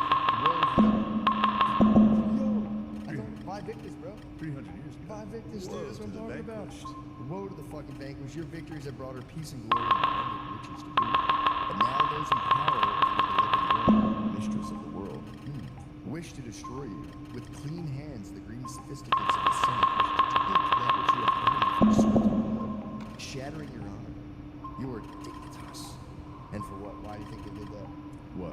Why do you think they wanted to destroy Jay Caesar after destroying It Rome? was too powerful. He had too much money. Too much, bro. He was sitting there going, Dude, literally. H.S. Pompey, we'll get into him for a while. Yeah, so basically it's Pompey. The only way out of this, the only way out of this is that if I enter Rome, which I love Rome, I want to go back, I'm a hero, everyone loves me, the people loved him, but the Senate was like, this guy has too much juice, he's too powerful. And he goes, I go back there, they're going to use my citizen status, because, you know, he leaves his, I think it was a pro-consulship, when you get, the consul was like the president, you know, which they had two, by the way, two people serving the union. So he was out, he's a pro-consul, so he's out, just like he has total power to fight this realm that he's operating. As soon as he crosses the Rubicon, he's back on Italian soil, and he goes back to Rome, they can use his citizen status to use the Senate to destroy him, so the Senate versus him. He goes, or I could fucking cross the Rubicon with my legion behind me and just fuck these guys Yeah. up and become the leader of Rome. yeah, because the rule was you now have to bring your army and you got to leave your weapons before you cross that Rubicon. Exactly. He said, I know why you guys are calling me back. Yep. I know exactly why you little weasels are calling me back. Yep. So that's, you know, so he's going, what should I do? This is a serious hesitation. He goes, dude, this is a big fucking deal. Because it was really baked into the Roman person to be like, no kings. They were the original no kings protesters. No kings at all. It was like really, really shitty to be a tyrant. They're like, nah, man, I'm just a guy getting glory. So this is running through Julius Caesar's head. He sat on the banks of the Rubicon. Be a citizen, dude. No longer imbued with his, you know, command. Superior. You want to throw it up? Yeah. So they're going to crush him. They're going to go, okay, they're going to charge him for war crimes as a citizen and just fucking ruin. Imagine just crushing at the highest level. And they're just going to go home and everyone's just going to fuck you up. Take all your fucking followers, all your fucking money. He's like, I'm not doing that. Until he crosses the Rubicon. Convinced he's saving the Great Republic, but in reality, he's about to start the process of shattering a democracy that had lasted for 482 years. Twice. Almost twice the duration of Estados Unidos. Estados Unidos. So like we said, based on Tom Marino, whatever, blah, blah, blah. So, here's the thing. Tom Holland gets real into this idea of the focus of his book is kind of like the last years of the Roman Republic on a broad level, more specifically Rome's paradoxical relationship with power. What do you think the paradox was? Ooh, I'm not sure what you mean. So Rome had a thing where it's like they didn't want anyone to be a ruler, but the only cool thing to do in Rome, like the highest of the high, was to get glory. Yeah. And there was worldly glory was kind of the only glory you could get. This is BC, it's before Christ. Yeah. So they didn't have like, no, just be like nice and good.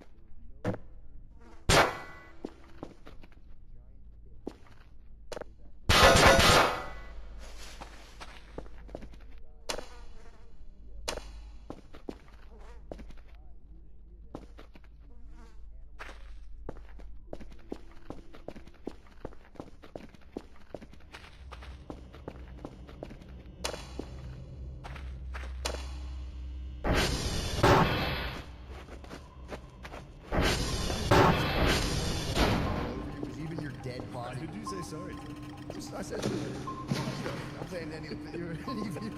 Why and who? Well, I said slave, and I said, you know, loser. It was just not a nice thing. Oh, You know what I mean? That's what it's. but they're back honky then. slaves. Huh? There's honky slaves. I know. Yeah. Okay, sure. Sorry. The Roman slaves. Sorry. Yeah. But you know, come on, man. I'm in a tight spot right now. You crossed the Rubicon with that. You did. I did. I crossed. I got to come back across. So the whole thing, this was really like bugging me out though. Like if you died, if you were a commoner in Rome, you got no glory. There's no monument to you. They literally would just pick up your body, throw you in the trash, and then the stench from all of those dead people, if the wind caught its way into the city, you would just sit there doing your thing and you would go, oh, it's the losers. We're smelling all the dead fucking losers. So if you're alive, you're like, I am not ending up in that Yeah. fucking pit of bones for witches to come use my bones to do evil shit. It's kind of a nice reminder. Yeah. Yeah. Yeah, so this is like, you know, it was just in Rome, it was like it's the only way up. And Rome did have somewhat of like it was somewhat socially mobile. So like you could, unlike a lot of other places at the time, you could boss up. And it was like people were like, yeah, like it was almost like, dude, that would be sick. You're a poor guy who bossed up in Rome. That guy kind of rules. Everyone was the homo novus, the new money. New money was the homo novus. Even the fucking like the statistics would be like, damn, it's sick. It was a very powerful thing to do. And also being alive and poor in Rome wasn't exactly chill either.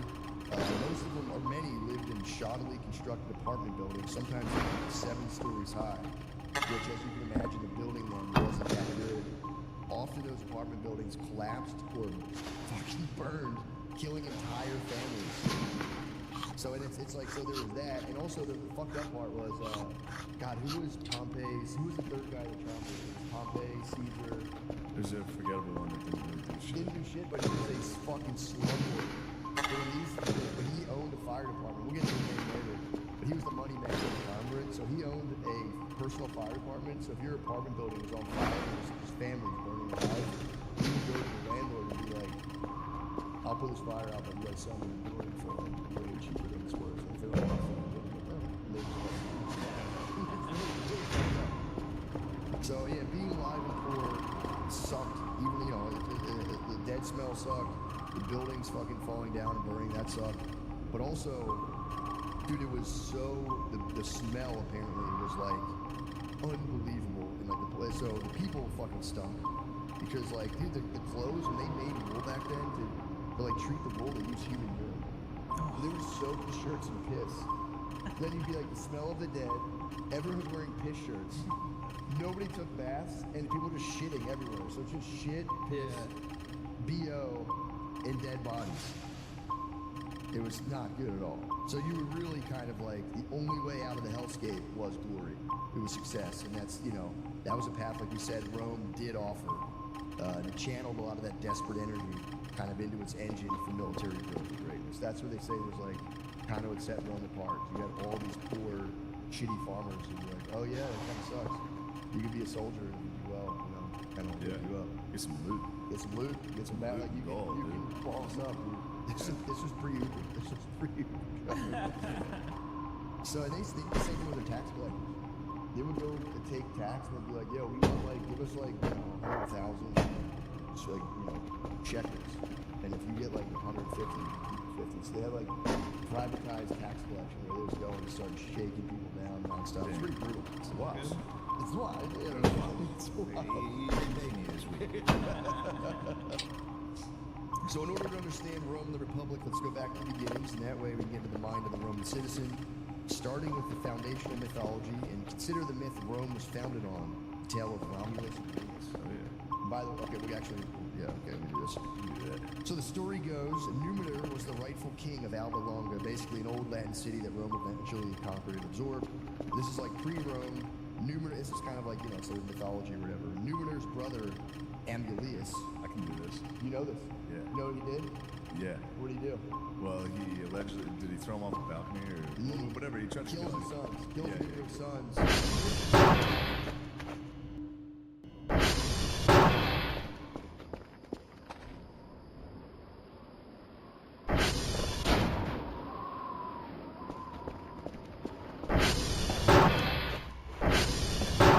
Mars, dude. He's the god of war.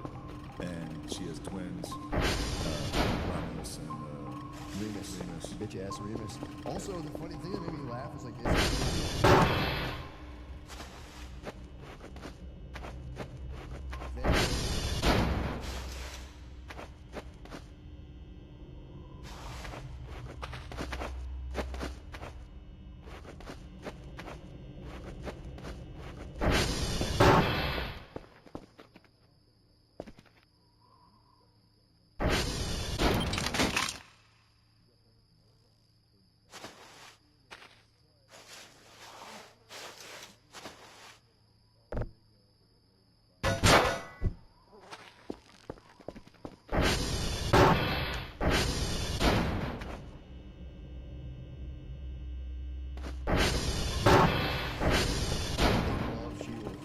and then yeah, they get old enough to go. You know what? Fuck that, dude. Our dad should be king. Yep. Or They grandpa. do the Luke Skywalker thing. They get rescued by like a humble farming couple. Yeah. Then they become, they're like, dude, we're like the sickest guys ever. Oh yeah, Absolutely right. they get told that they're like, yo, you guys aren't wolf kids. Yeah. You guys are actually rightful heirs of fucking that town. Yeah. Algo. Albalong. Yeah, so then, exactly. So they go back, overthrow the wicked Amulius, restoring Numidor to the throne. With that said, you know the rest of it? Yeah. They start. I think they start killing bros. They fight some people. Yeah, Then they- they're like, we should start our own town. Yup. And they go. They find where Rome is today.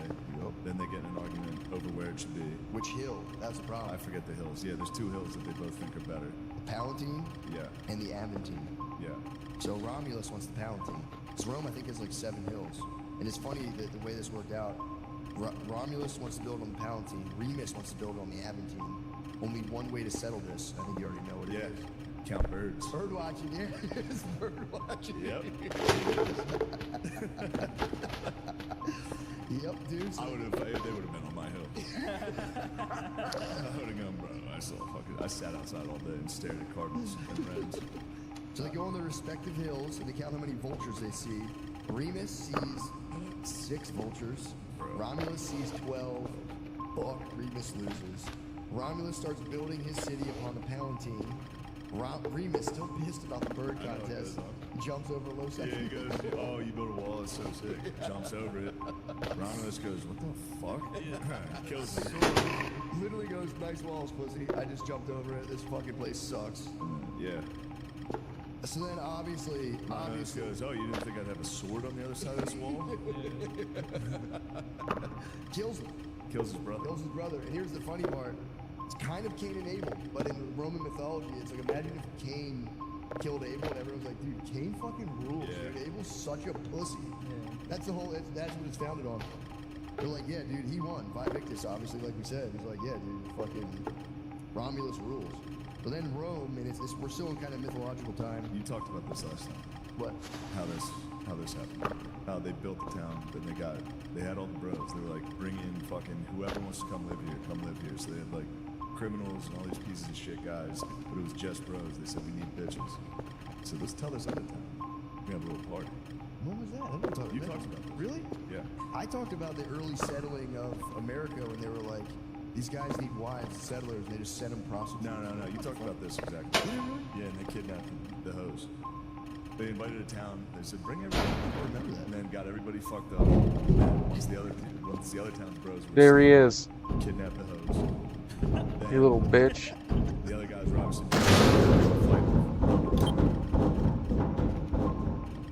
You could help me, instead of running away.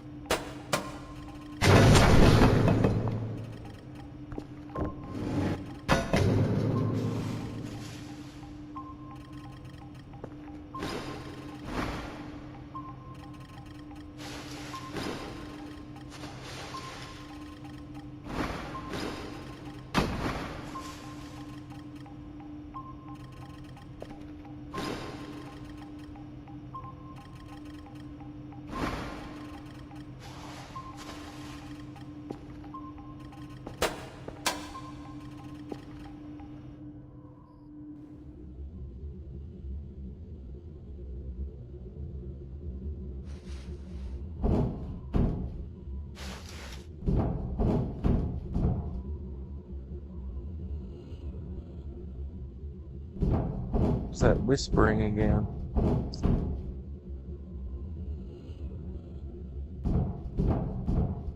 It's saying like, fear me or something, I don't know.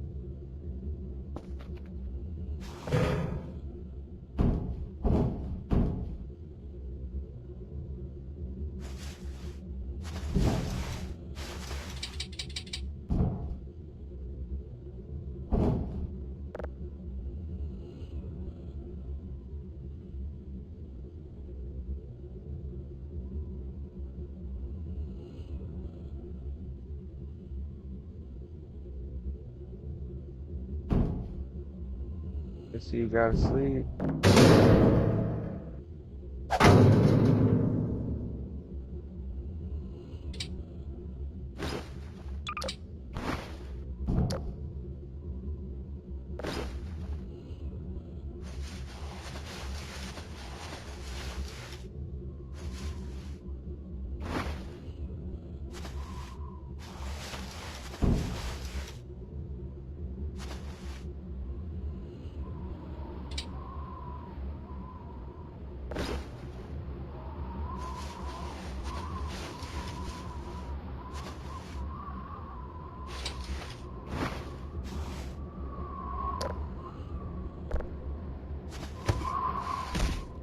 Whatever shit.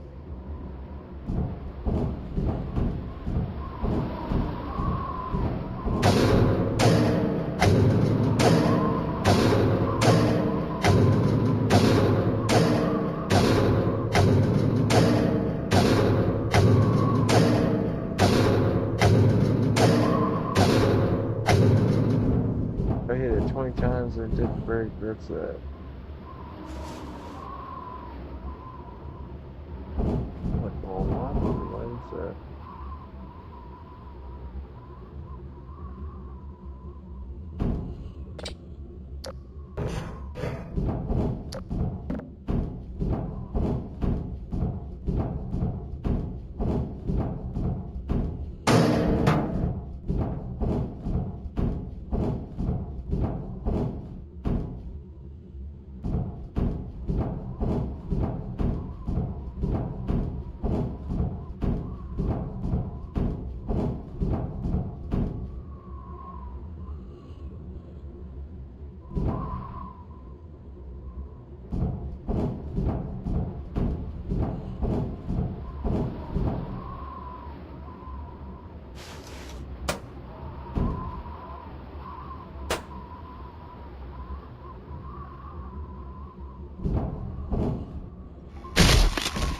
Really?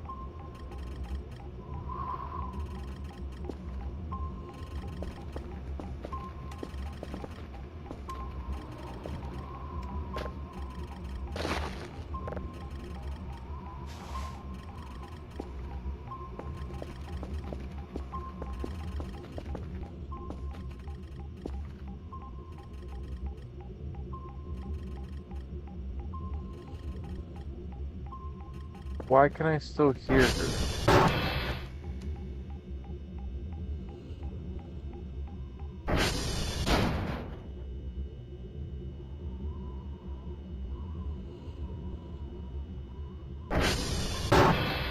I hear you, okay? I hear you loud and clear.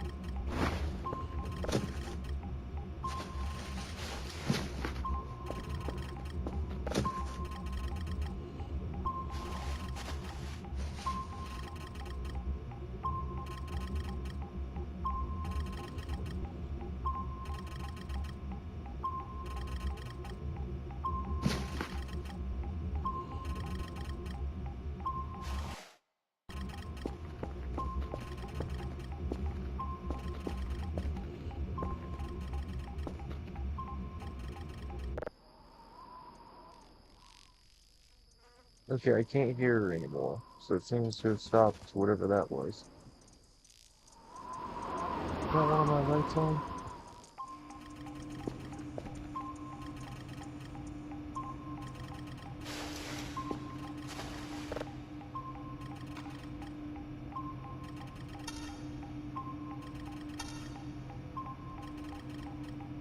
No.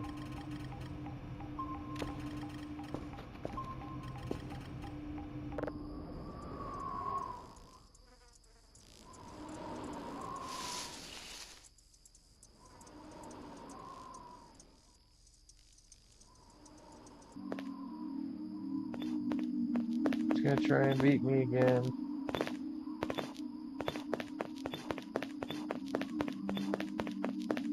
I figured this one out.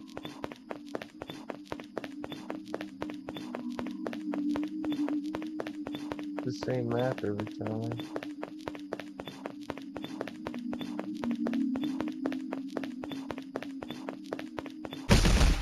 Bingo.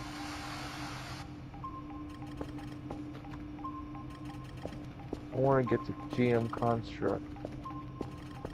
Just saying that out loud gives me the heebie-jeebies.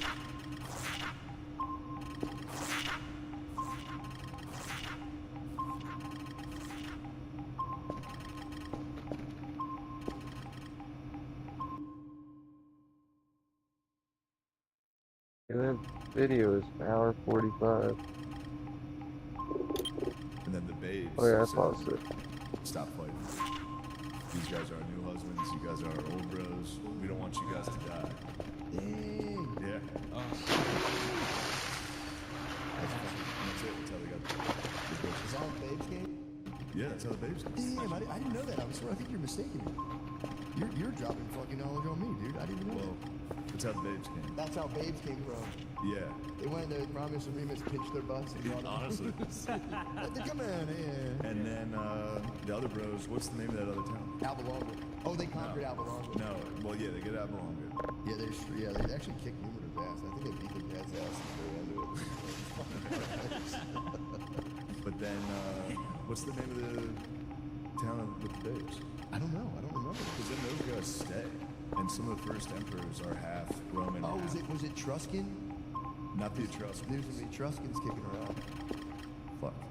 Well, either way, Dude. John. I suggest you just play the game Rome. True. And then Rome too. And you'll know every single thing about Rome. So did you go through the Seven Kings? Sabine. Sabine. The Seven Kings. No. So- were they all kind of gay? No, they're well. Here's the Well, thing. they So built some sewers. exactly. Okay. That was a good I'll guy. give you a quick run through. So Rome, ancient infancy, Yo. you know, Romulus, whatever. They cycle through 7 kings after Romulus.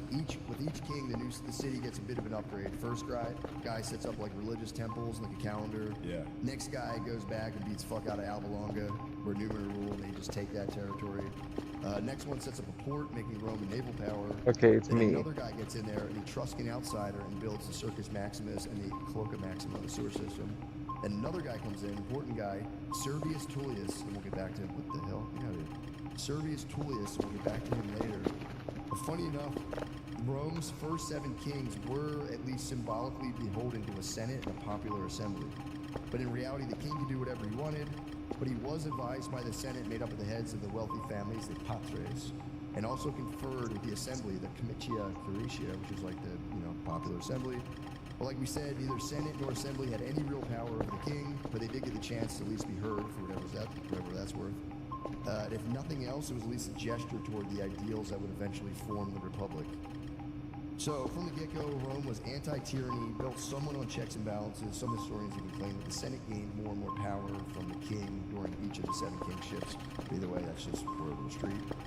So, it's the government, it was at least, like we said, it was trying to let's set this up so we can avoid tyranny. We don't want tyranny, we just want strong dudes fucking rising to the top. And, they had a good run, but then the 7th king, old Tarquinius Superbus, enters the picture, Tarquin the Proud. Bastard. And he was a dumbass that killed babies and shit. Yeah, he was nasty. He was a rape and creep shit. Yeah, and they, they'd rise up and get him the fuck out. They beat his ass. So the sixth king that we said organized the populace in the census classes. I don't know if I talked. The guy who I said was important, Servius. I think he's up there somewhere. Servius Tullius, whatever his name was. He like organized. He like set up the government system. So what exactly he did, and his effect on Rome. So up until Servius's rule, the people of Rome were divided into two groups: patricians, they're the ballers; plebeians, the brokers. And power, like in many ancient civilizations. When you're at West Point, they call you you're a plebe. That's your plebe year, your freshman year. Fucking plebe, bitch. So power, like in many ancient civilizations, flowed through bloodline. That's the patrician state. If you were a nobleman, your son was a nobleman no matter what. Servius the Sixth King comes in and shakes the class system up. This reforms in a nutshell Rome for being a patrician state based on lineage and slid more toward a meritocracy. At least, that's kind of the name of Rome. This was the unwashed masses, the plebes, getting a chance to make a name for themselves, to ascend within Roman society. So basically, before Servius, if you had a rich-ass blue blood daddy, your vote would count more than some fucking plebe, like we said. Servius was like, I don't give a damn who your daddy is. How much land do you got? Because that's the metric for how much someone's vote counts. So, under his rule, a land wealthy's plebes' vote counted more than a blue blood whose family might be on the decline. That kind of shook the place a lot. So again, this was kind of seared into Roman psychology. The strong, victorious, and the wealthy rule, period. I don't give a fuck who you are. You're not pulling your weight. Get the fuck out. I'm trying to do stuff. This is Rome. So it's a good reform. Things are going well under Servius, but then old Tarquin the Proud thinks, I think I might get Servius assassinated and just become king myself. And that was a fucked up situation because Servius has two daughters. Both are named Tullia. For one reason, one is sweet, the other is a wicked, power-hungry bitch. The sisters are allegedly married to two brothers, Wicked Tarquinius Superbus, the bastard, and then Gentle Aruns, dude. Gentle Aruns gets matched up with the bitch sister. Tarquinius Superbus is... Yeah, exactly. It happens sweet all the guy, time. wicked bitch wife. Damn it, come on. Tarquinius gets the sweet sister. Tarquinius meets evil Tullia. They catch each other's vibe. And they go, yo, we should kill our spouses and link up and become a power couple. They do that. They poison their respective spouses, link up in marriage. So now Tarquinius is with Tullia. He what?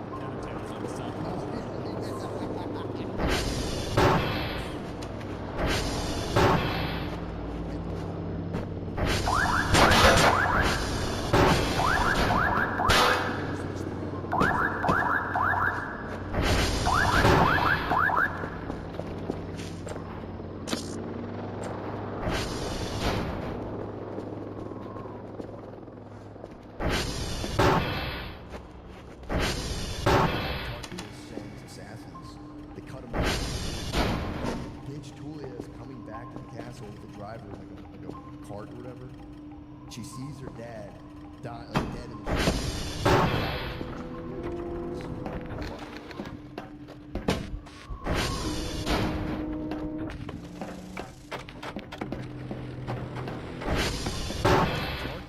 Tarquin, bastard that he was actually a competent ruler. He built cool stuff, extended power, conducted diplomatic missions, but was brutal to his people. He was a complete tyrant. He would murder senators and plebe alike. People were not into it, but they were dealing with his wrath. Then something happened that kicked off a major turning point in Roman history, giving rise to the Republic. It was the rape of Lucretia. The rape of sweet Lucretia is not nice at all. One day, during a military campaign, a group of noblemen are sitting around drinking, arguing about whose wife was the most virtuous among them. Cotton being so fucking virtuous.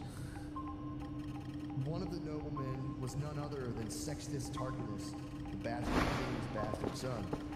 So Sextus, a nasty guy, he goes, all right, let's all go back to our wives right now. Like, we're away, it's the weekend.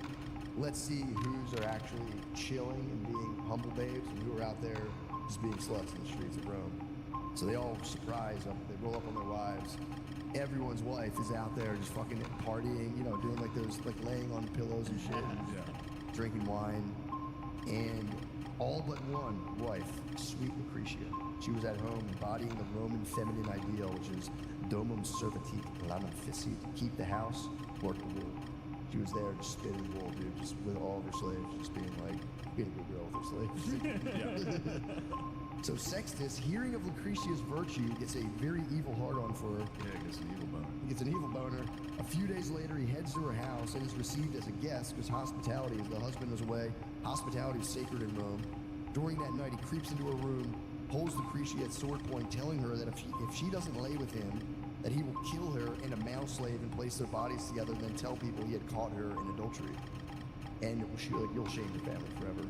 Lucretia, not wanting to bring such shame upon her family, submits to a grisly rape. Next morning, she sends for her father and husband, tells them what happened with Sextus, and then she takes a knife out and stabs herself, claiming that she was innocent in mind, but not body. The husband and father, weirdly enough, are joined by a third man, Lucius Junius Brutus, ancestor of Brutus, who would, or no, not the ancestor, whatever. Predecessor. Predecessor. No, he's ancestor. Yeah, he's the older guy. I always get that mixed up. Ancestor of the Brutus who would later kill Caesar.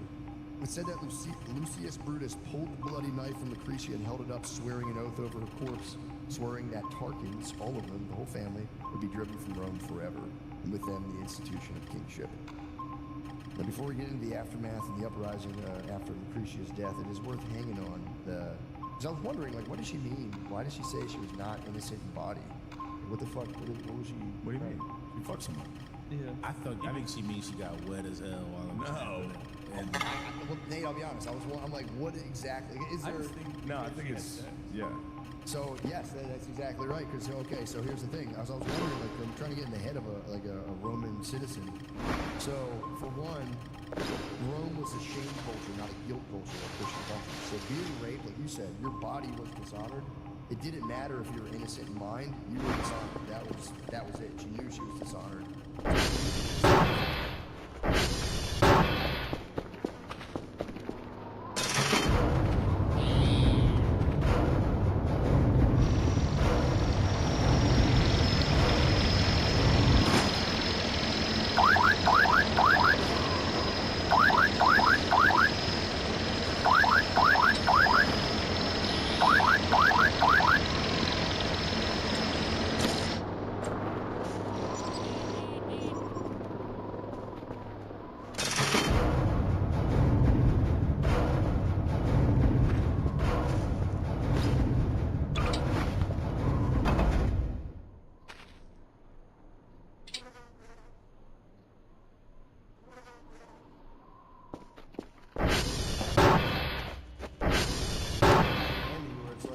You have a conscience. Like, if people say stuff about you, who cares? It matters, like, what's up with you, right? That was a funny, weirdly enough, her story, flash forward 450 years from Caesar's Crossing, St. Augustine, around 410 AD, after the Visigoths sacked Rome, Christianity was getting blamed for the sacking of Rome. In his foundational text, The City of God, Augustine is addressing all of Rome's citizens, the women who have been raped by the Goths, who were also, like, you know, fucking down on themselves like Lucretia. Like Lucretia, they were beating themselves up, feeling like their innocence had nothing to do with it. Augustine comes in and says, like, just because you got raped doesn't mean you're bad. Basing your worth from popular opinion is pointless. If you're truly innocent, then nothing a person does to you can devalue you. You have a soul, God-facing interior core, and that's what really matters. All this other stuff is just dumb as fuck. So it was, like, crazy that they had to, like, you forget that, like, people had to get that idea in their head. Kind of nuts. Everyone's like, dude, Christianity's the reason we got sacked. It's like, no, you wrote a letter like, no, Christianity.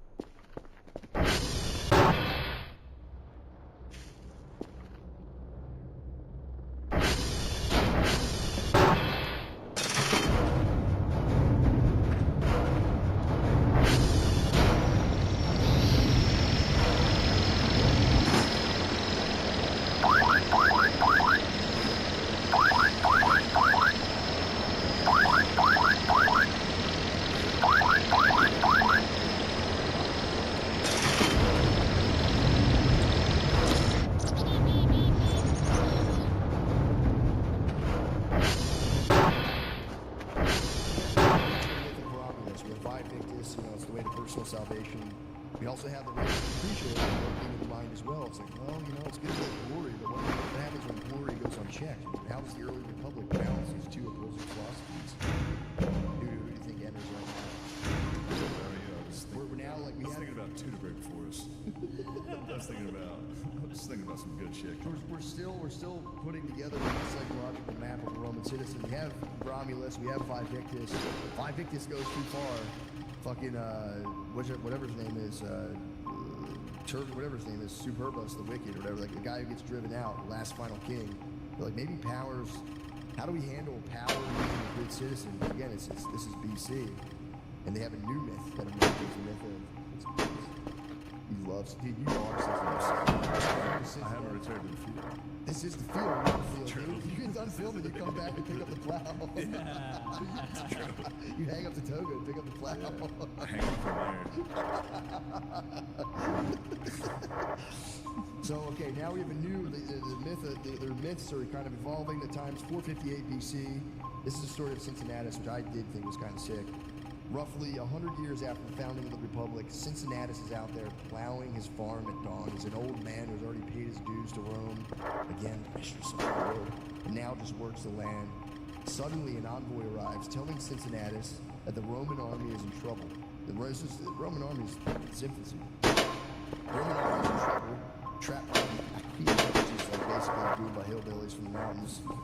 Unsophisticated Telling you, play Rome, backwater dude. scum. Play Rome. You gotta battle these fuckers. Did you battle the Aquila? Yeah. You gotta fuck They're them up, tough. dude. Are they really? They look tough. I mean, they had the fucking legions. I fucked like up. Gardini mustaches too. I don't know if you've ever seen a barbarian. That's what it looks like. We're coming into a town right now. I'm actually a Visigoth. I'm a Western Goth. So these unsophisticated backwater scum have the army surrounded, dude. They're in trouble. The messengers tell Cincinnatus that the Senate has appointed him the dictator of Rome, giving him all the power in the land. He'll just go and squash these goombas. Cincinnatus tells his wife, go and fetch my toga, tosses it on, rides into the fray. 15 days later, he's got an army. He marches through the night, surrounds the Aqui, forces their surrender. Oh, they're on all sides. Are you serious? Liberates his fellow Romans and he heads home. And then what does Cincinnatus do? Shane, what the fuck does he do? He puts down the toga. He picks up the plow. He doesn't hang on the power? He goes, I don't want that power. I'm going back to work. I swear there's a... Could you look it up? I think it's at Valley Forge of Washington as Cincinnatus. He is That was an American... Because he gave up his power instead of remaining president. A lot of Roman myth is... We've copied a lot of it. Yeah. I swear it's somewhere. That's the ideal Roman citizen. That's strength in like being a simple farmer. I think it's of Washington in Military the model support. of the statue of Cincinnatus. It's in Richmond. Hell yeah. I like that. That was firing me up. So that's the new vibe. It's like, dude, we're simple farmers who, if we have to, we will fuck people up. Yeah. Once we're done, right back to the farm. That was their army, though. Yeah. Rome's army was just farmers. Yeah. For a while. Yep. But that was before the riches started Yeah. flowing in, Until man. some guys started going, dude, let's just make a professional army. Yeah. I think that was Octavius. I believe so.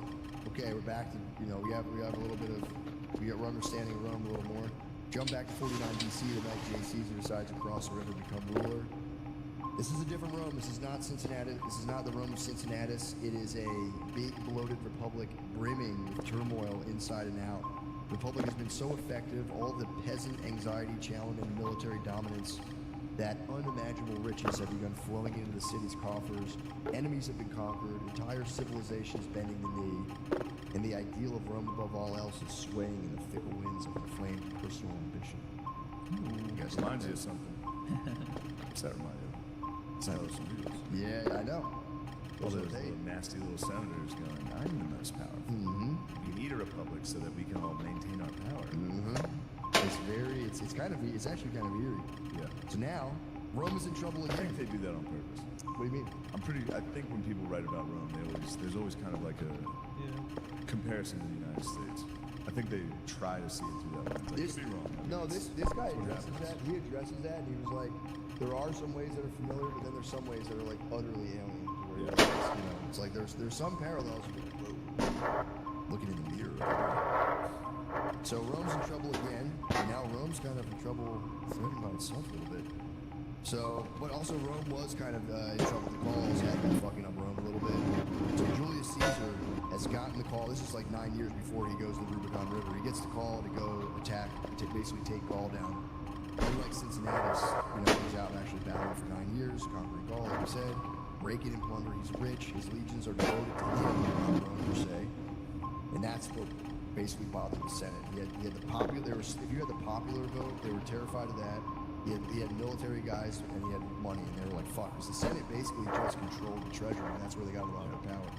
But if you have your own money, it's like, yikes, this guy's getting too damn rich. And that was pre a professional standing. So it would be like, these are my guys. Yeah.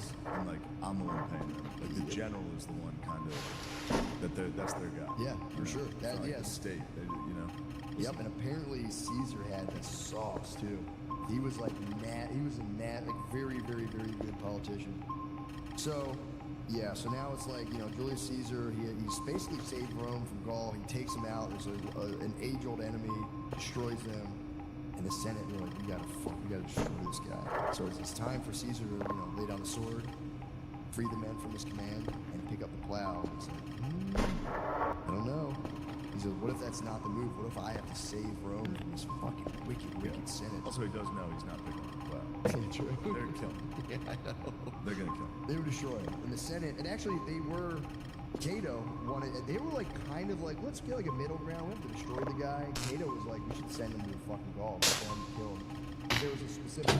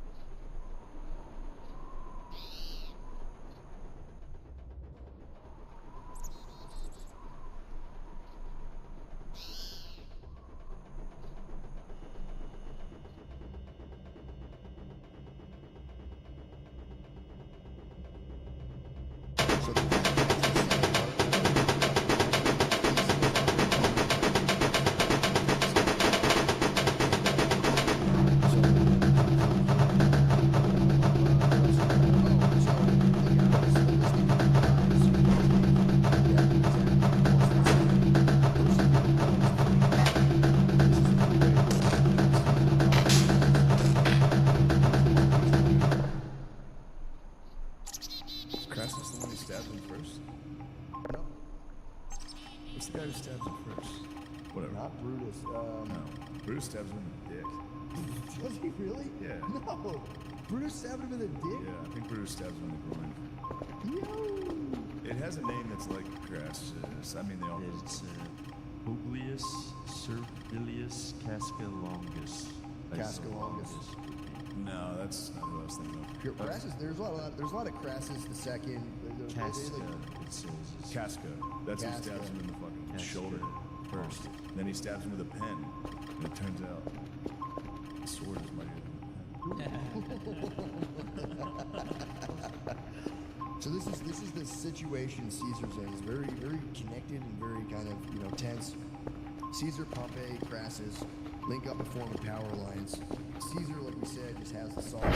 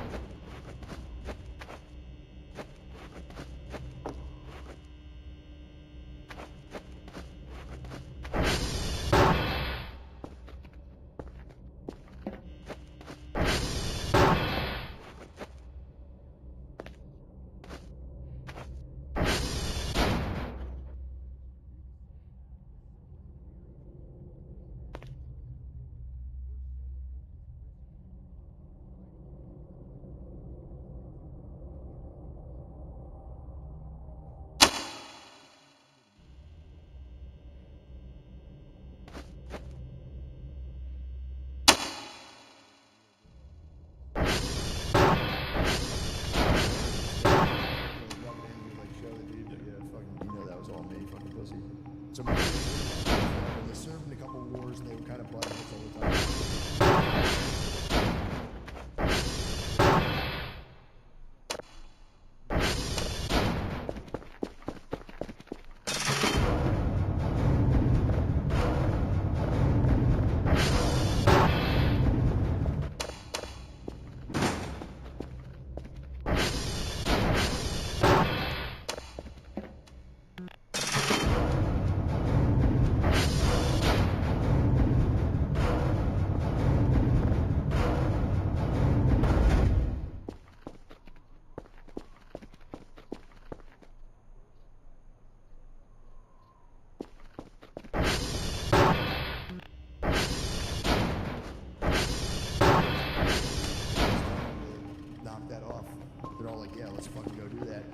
Sola just rolls into Rome with all the soldiers.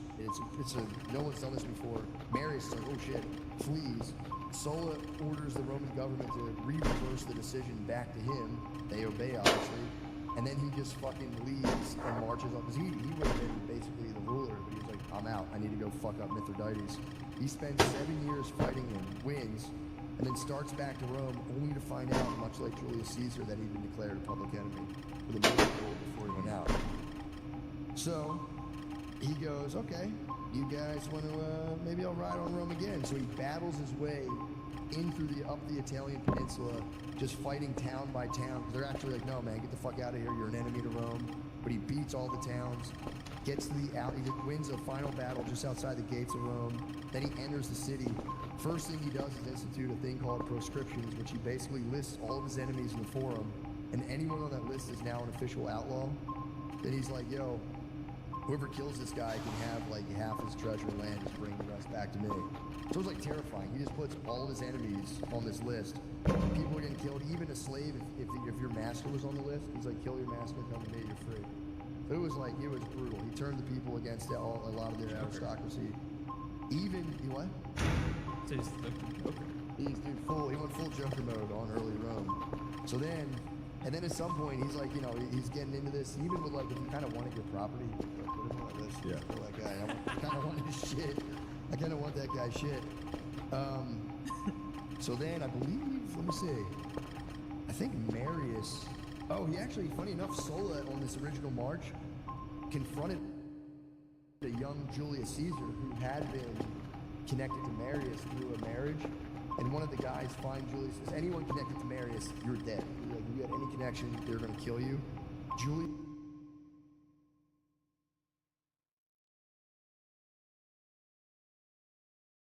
excited putting this together. I didn't know.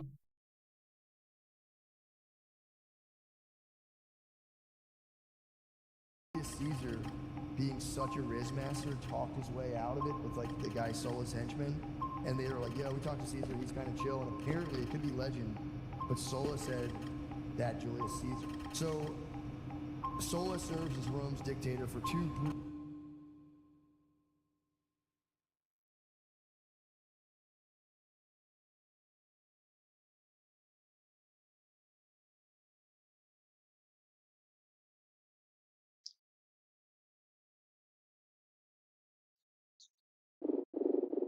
years, and basically feeling as if he